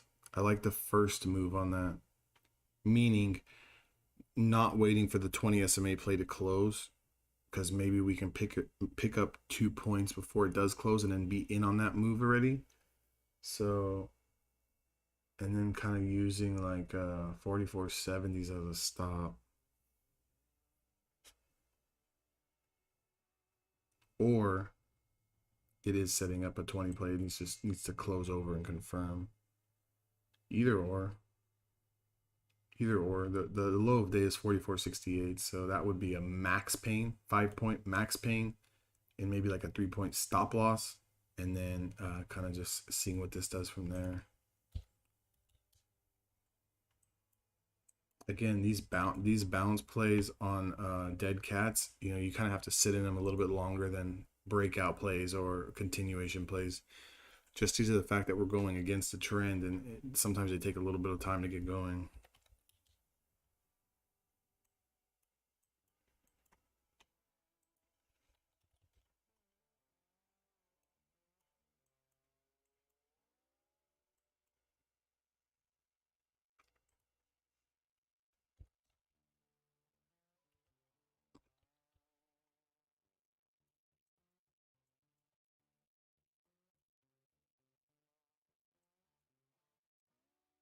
Did anyone else take the NQ20?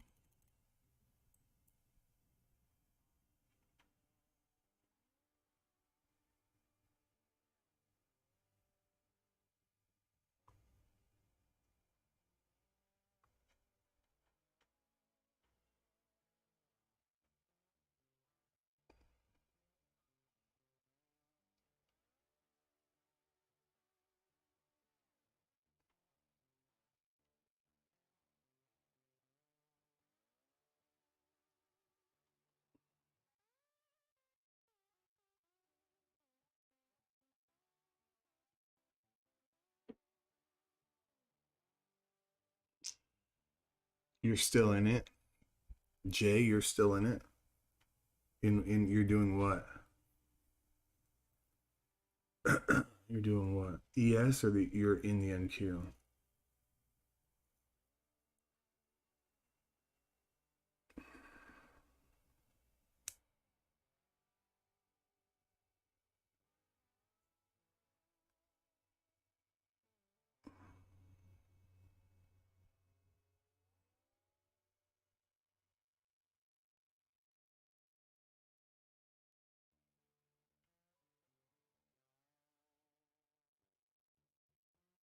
You you got out at 93 the first time, or you're waiting for 93?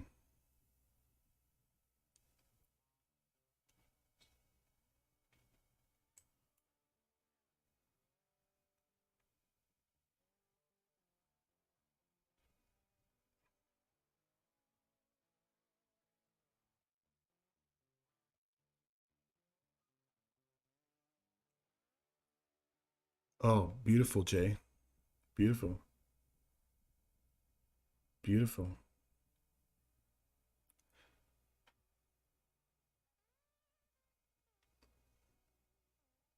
Nice.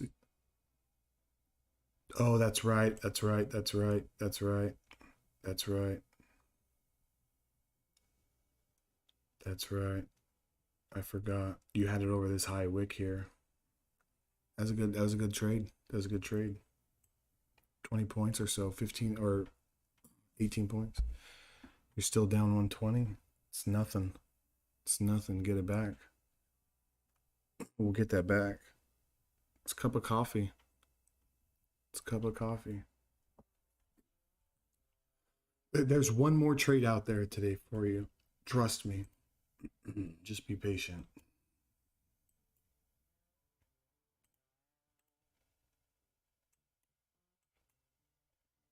What's your sizing like, Jay? What's your size? Later on, Sam. Good day today, buddy. Good day today. Jay, what's your size?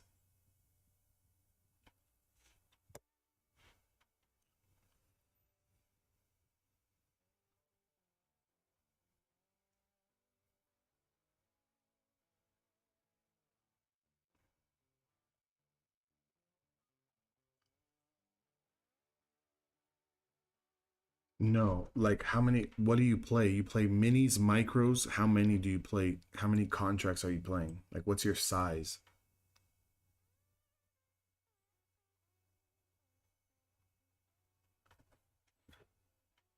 No, like how many contracts do you play? Do you play micros or you play minis? And how many of those contracts do you play when you trade? I'm not worried about the $100,000. I'm not worried about that. Like on that trade you took. Oh, minis, two contracts. Oh, be careful with the minis. Be careful with that. One trade can take you out. Be careful with that. Yeah, that's a lot though. Minis that's a lot. Trust me, that's a lot. This thing can move. This thing can move. So Jay, you're pretty new to the room, right? You're pretty new to the room.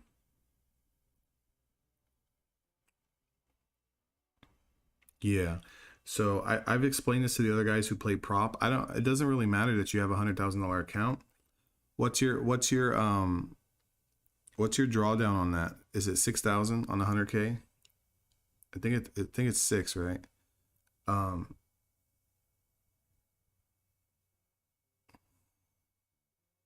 what your drawdown on the 100K is 6,000, no?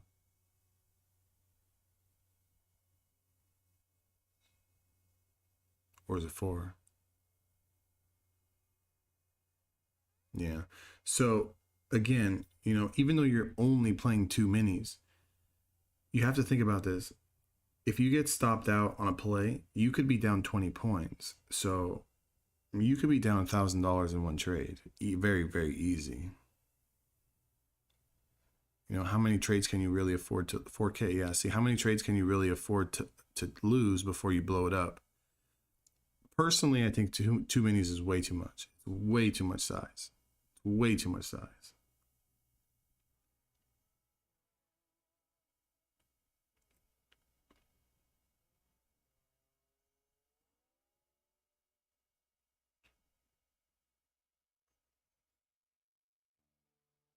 Like the wins will be big, but yeah, the wins will be big, but when you lose, it's gonna hurt, and then you're always like kind of climbing back, and then eventually you're gonna blow that account. You know, Personally, in my opinion, I know that there's guys who trade minis out there, you know, but if the goal is to be in this business for a long time and you're gonna go the prop firm route, it's not enough. We don't have enough cushion with the prop firms to sit there and trade minis all day unless we have some huge cushion like where you've already hit the balance. Yeah, just I would switch to minis. I mean, excuse me, micros, and I would honestly play 3 to 5. 3 to 5. Because that way it just gives you enough time to take trades. It gives you enough time to see what you are as a trader, what your emotions are. How well do you handle stopping out when you're supposed to stop out? And just setting you up to be able to take multiple trades, winning trades or losing trades, and not blow yourself up. Trading two minis, when the trade works in your favor and you can take 10 points on two minis or 12 points or whatever, it's going to look great. But there's going to be the trade where you get in and it pulls back 20, 25 points and you're down $1,500, $2,000. It's going to happen. So that changes the whole perspective psychologically, and it makes you start doing weird stuff, meaning over trading, revenge trading, forcing trades, which is not what you want. You want to be able to take trades, lose, and then take couple more and make it right back. We don't want to have to like always be in fear of this next trade can blow my account.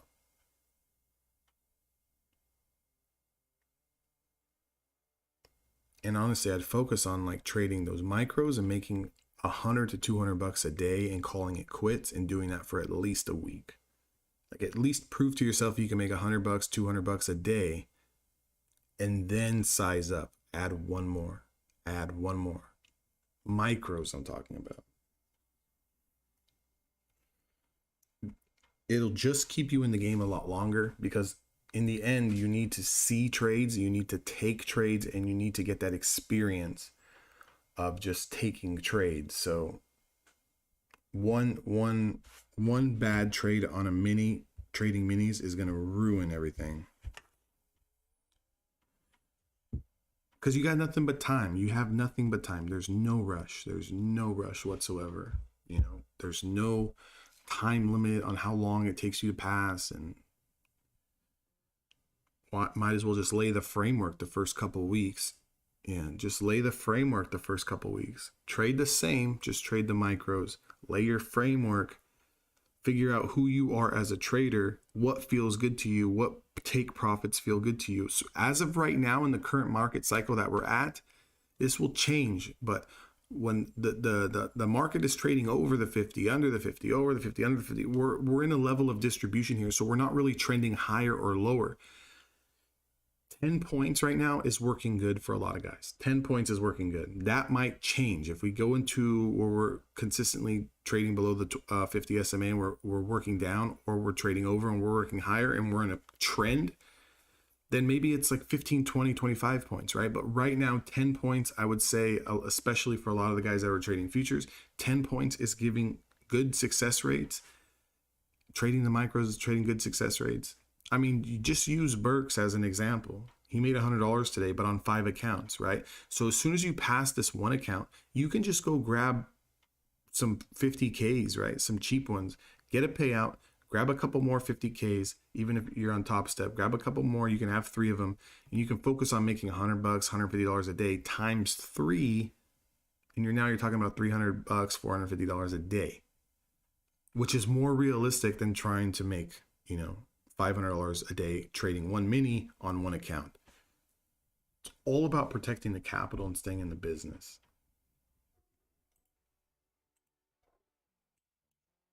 We never want one trade to put us down to where we're going to have a tough time.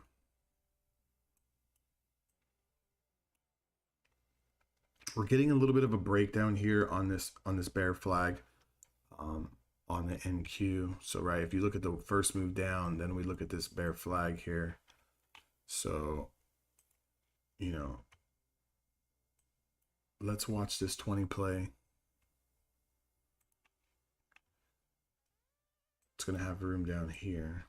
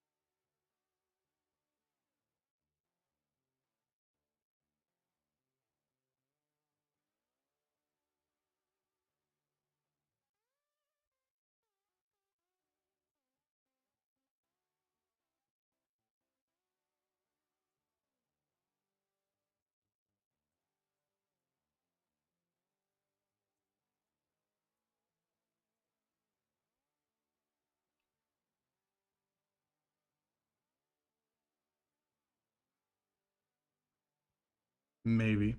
Maybe.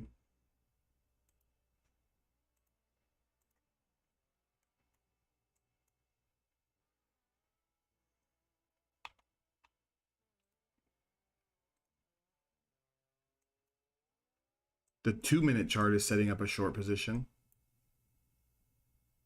5 minutes still has a couple more minutes, but the 2 minute below 67.25.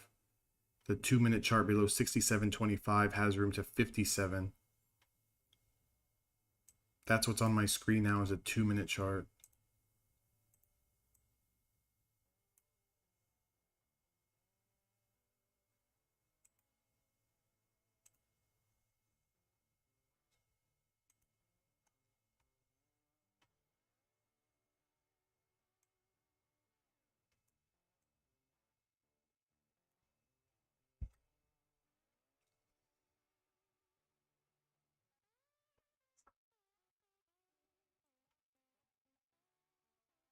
At what level?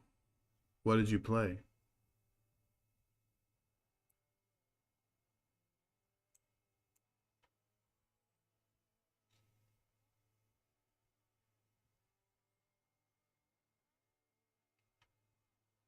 See, I told you you can make money trading micros. But when did you get in?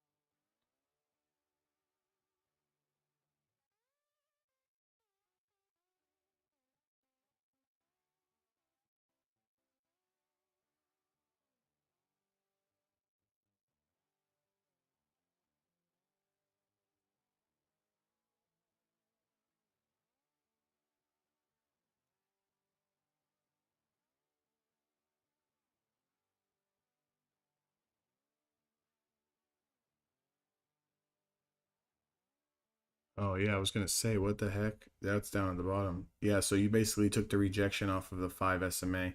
I don't know. What was your thought process? Like, why did you take that rejection? It's a good trade. We did get rejected, but why did you take it?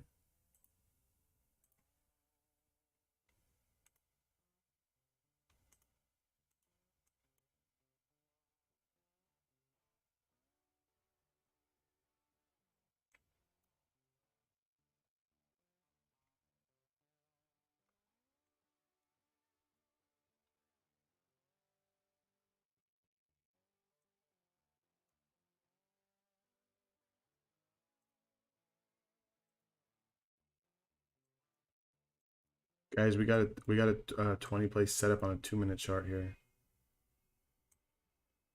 20 place setup on a 2 minute chart.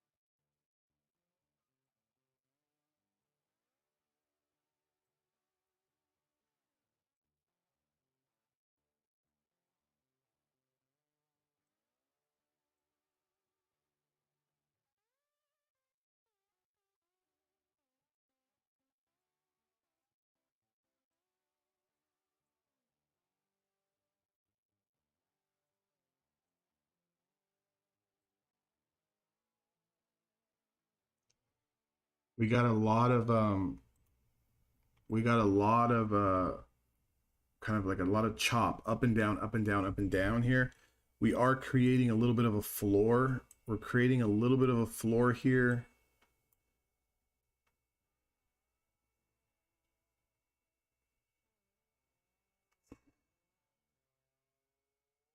Wait, Jay, you didn't take profits? You didn't take profits?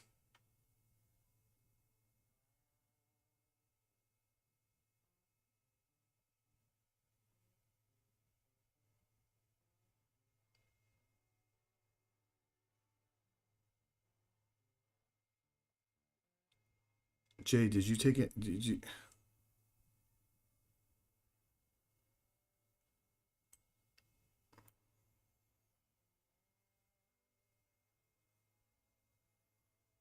Oh, so wait, what?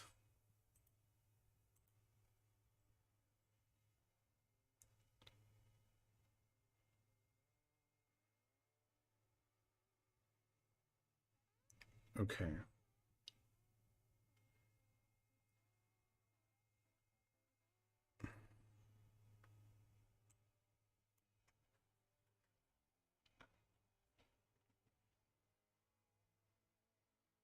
Yeah, I know, Tim. It's been sideways.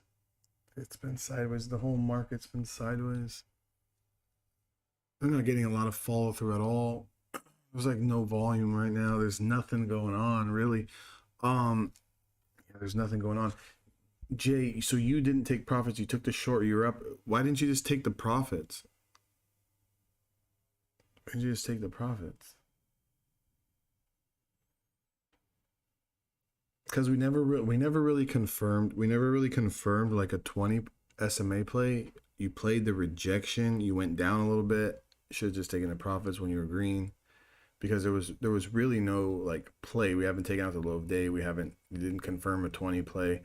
There was, you know, the rejection was a good trade that you originally started, and then this next previous 5 minute candle popped. But with these scalps, you have to just take the first move. Like you have to just take the first move. We're not expecting them to just continue unless we're really losing like a significant level. Like because the market's just going up and it's coming right back down. It's going down, it's coming right back up. It's going up, it's not really trending any which way since 7:45 my time.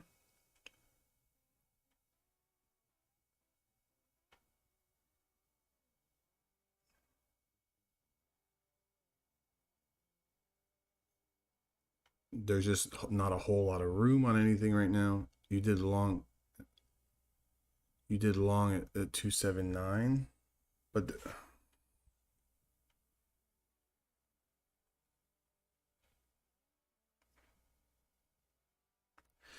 okay, Jay, you have to take a Jay, you got to slow down a little bit. You got to slow down a little bit. So you went long at 279.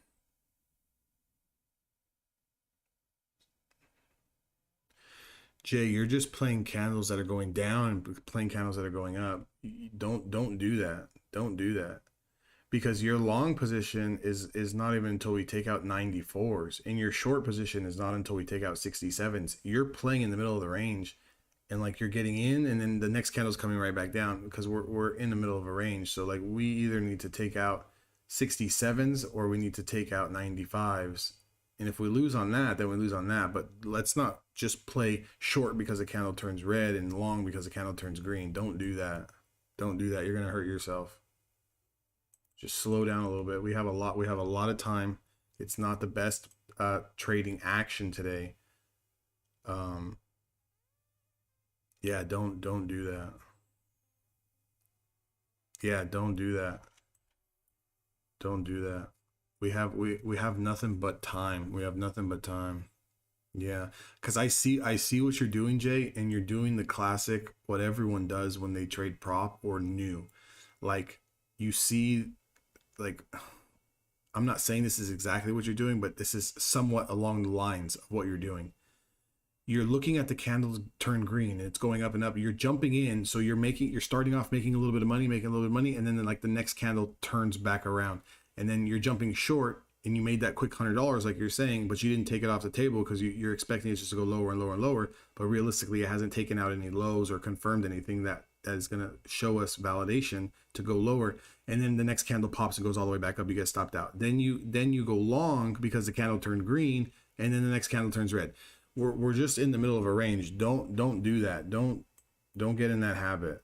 That's a bad habit, because that habit is going to make you make fast money, and then what you're going to think that you're doing a good job, and then when you keep on doing that, the market's going to prove to you that you're just chopping yourself up.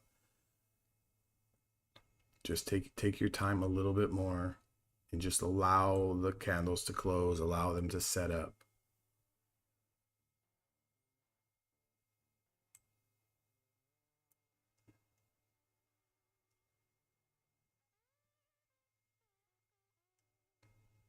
So how much are you down on a day?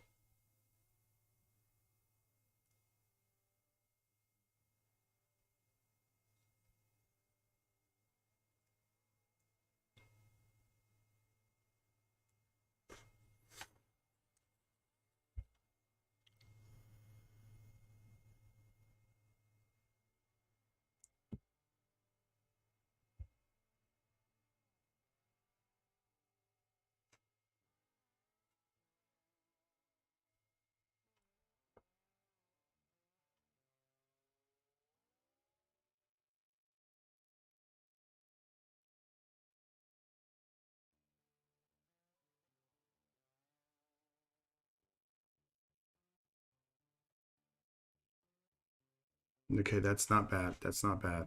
That's manageable. Let's keep, yeah, that's manageable. That's nothing. That's nothing. So we're good. Just take what I said and let's build on that. Let's build on that.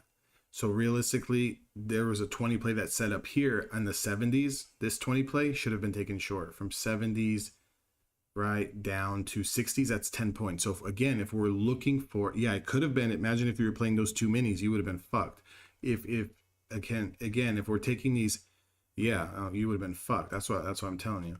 If anyone took this last 20 play short, just remember, guys, until we get out of this market condition that we're in, we really, really, really, really, really, really have to, yeah, good. We really, really have to just focus on trying to just take quick 10 points, quick 10 points, quick 10 points. Because again, even look at this 20 play. It might go down. We've got room to 50, but I mean, it gave us a quick 10 points. Like, let's just focus on taking those 10 points and kind of stacking up until the market wants to really get going again, right? Until the market really wants to get going again.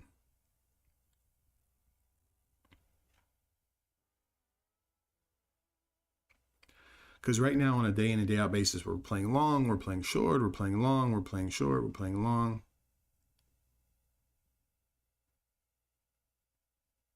Tim, are you talking to me?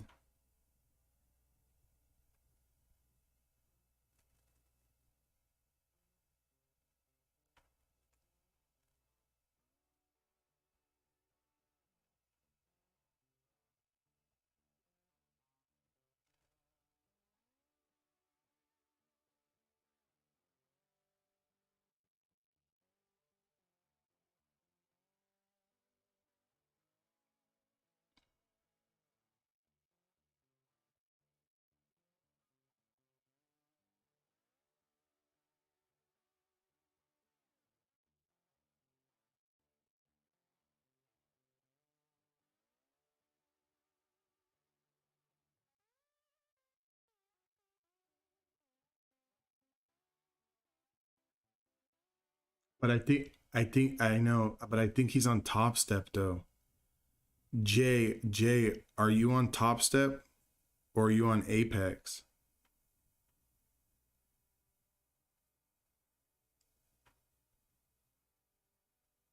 Let's hope he's on Top Step.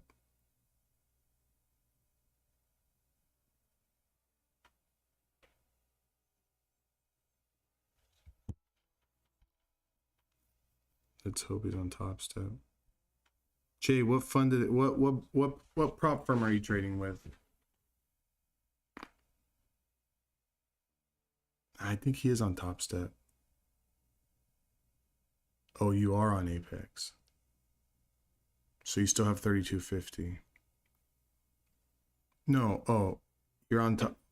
I think, I don't know. I think he's on Top Step.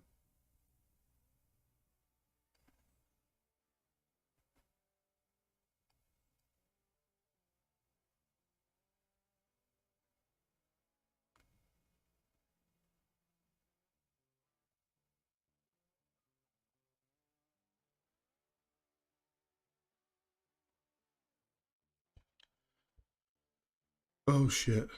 So be careful, dude. Be careful. 3250 is plenty of cushion still. 3250 is plenty of cushion. But let's just focus on the minis, or excuse me, damn it. Let's focus on the micros, and let's focus on taking profits when we got them. Like taking profits when we got them.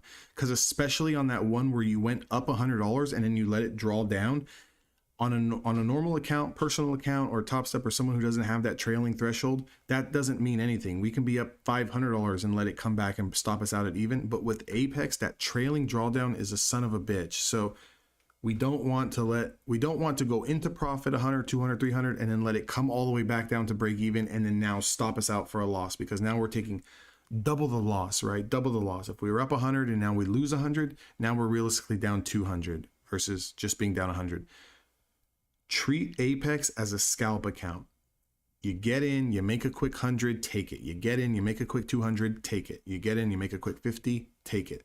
Depending on how many contracts you're playing. So, for example, if you're playing two micros and you get in, you make a quick 50, $60, take it. If you're playing 3 or 4 and you get in, you make a quick $70, $80, take it. If you're playing like 5 contracts and you get in, you make a quick 100, 150, 200, take it. Don't let the damn thing go against you. Don't let it go down and go up and go down. Just don't do it. Just take your first move. And I would say take 10 points, 10 points, 10 points all day until we get out of this market cycle that we're in, where we're trading over the 50, under the 50. Because as you guys can all see, the price action is good. Like you get that first initial move and then we just go sideways and we go up and then we come down. We go down and we go back up. That's because we're having a little bit of a battle here at this 50-day moving average on a daily time frame. Okay, that's why. So we have to, as traders, adjust. We have to adjust. We're taking the same setups. We just have to adjust where we're taking profits at. Yeah. You'll get the hang of it, Jay. You'll definitely get the hang of it. But let's just I don't want to see you blow this account up before you get the hang of it. I'd rather just take it slow, get the hang of it on this account, and then let's battle back. Let's battle back.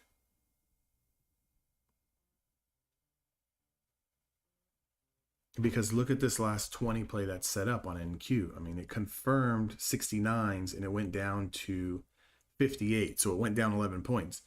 If we were sitting there waiting for more, now we've lost the 10 points and now we're negative. So now on an account like Apex, you went into profit however much, right? Let's just call a random number. You went into profit $100 and now you've lost that $100. And if this continues higher and you stop out, now you lost 200, 300 versus just losing the break even or whatever it was here. That's why. So find a scalp, take your 10 points, get out. If it never goes down 10 points and it stops you out, then there's nothing we can do about it. I'm not going to be taking profits on the NQ at 5 points or nothing like that. That's stupid. So, 10 points is low enough for the NQ. A month ago, 2 months ago, we were looking for 20, 25 points on the NQ, but the market cycle was different. We want to give ourselves the best possible chance. The best possible chance.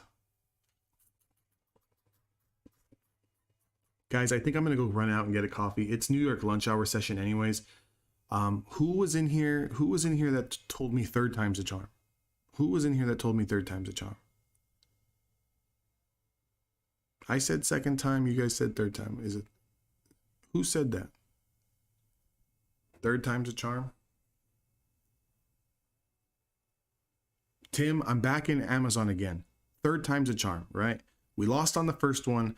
I made back $30. Okay, third time's a charm. Let's see if this reversal works. I'm in on this 20 play on Amazon. I'm gonna get a coffee. Tim, shoot me a message in Discord if this thing turns against me, man. I'm not trading Amazon again for a month. If this thing turns against me again and loses the low of day, I'm out of this thing for a month. Third time's a charm here. Again, that's the beauty of having buying power. That's the beauty of taking small losses. You know, you take a baby loss, you know, baby loss, you know, you make a little bit back, whatever, right? I'm down $75 total on Amazon. So considering that I was down like 190, I'm down $80 now. What are we going to do, right? I'd like to finish the day green on Amazon. I'll be back in about 15 or 20 minutes. I'm going to get a coffee. I'll probably just leave this on the screen. I'll just leave this on the screen. No. Only futures, Jay. Yeah, I think I'm going to do like 135. I don't even know if I want to give it that. I'll probably just do a 1 bar stop on it. 135.80s, 135.87. If we if we lose the 20 SMA, just kind of send me a message before I get back. If I'm happy with the profits when I'm on the drive there, I'll sell this thing on the phone and then I'll post it. But all right, guys, I'm gonna take a little break. Be right back.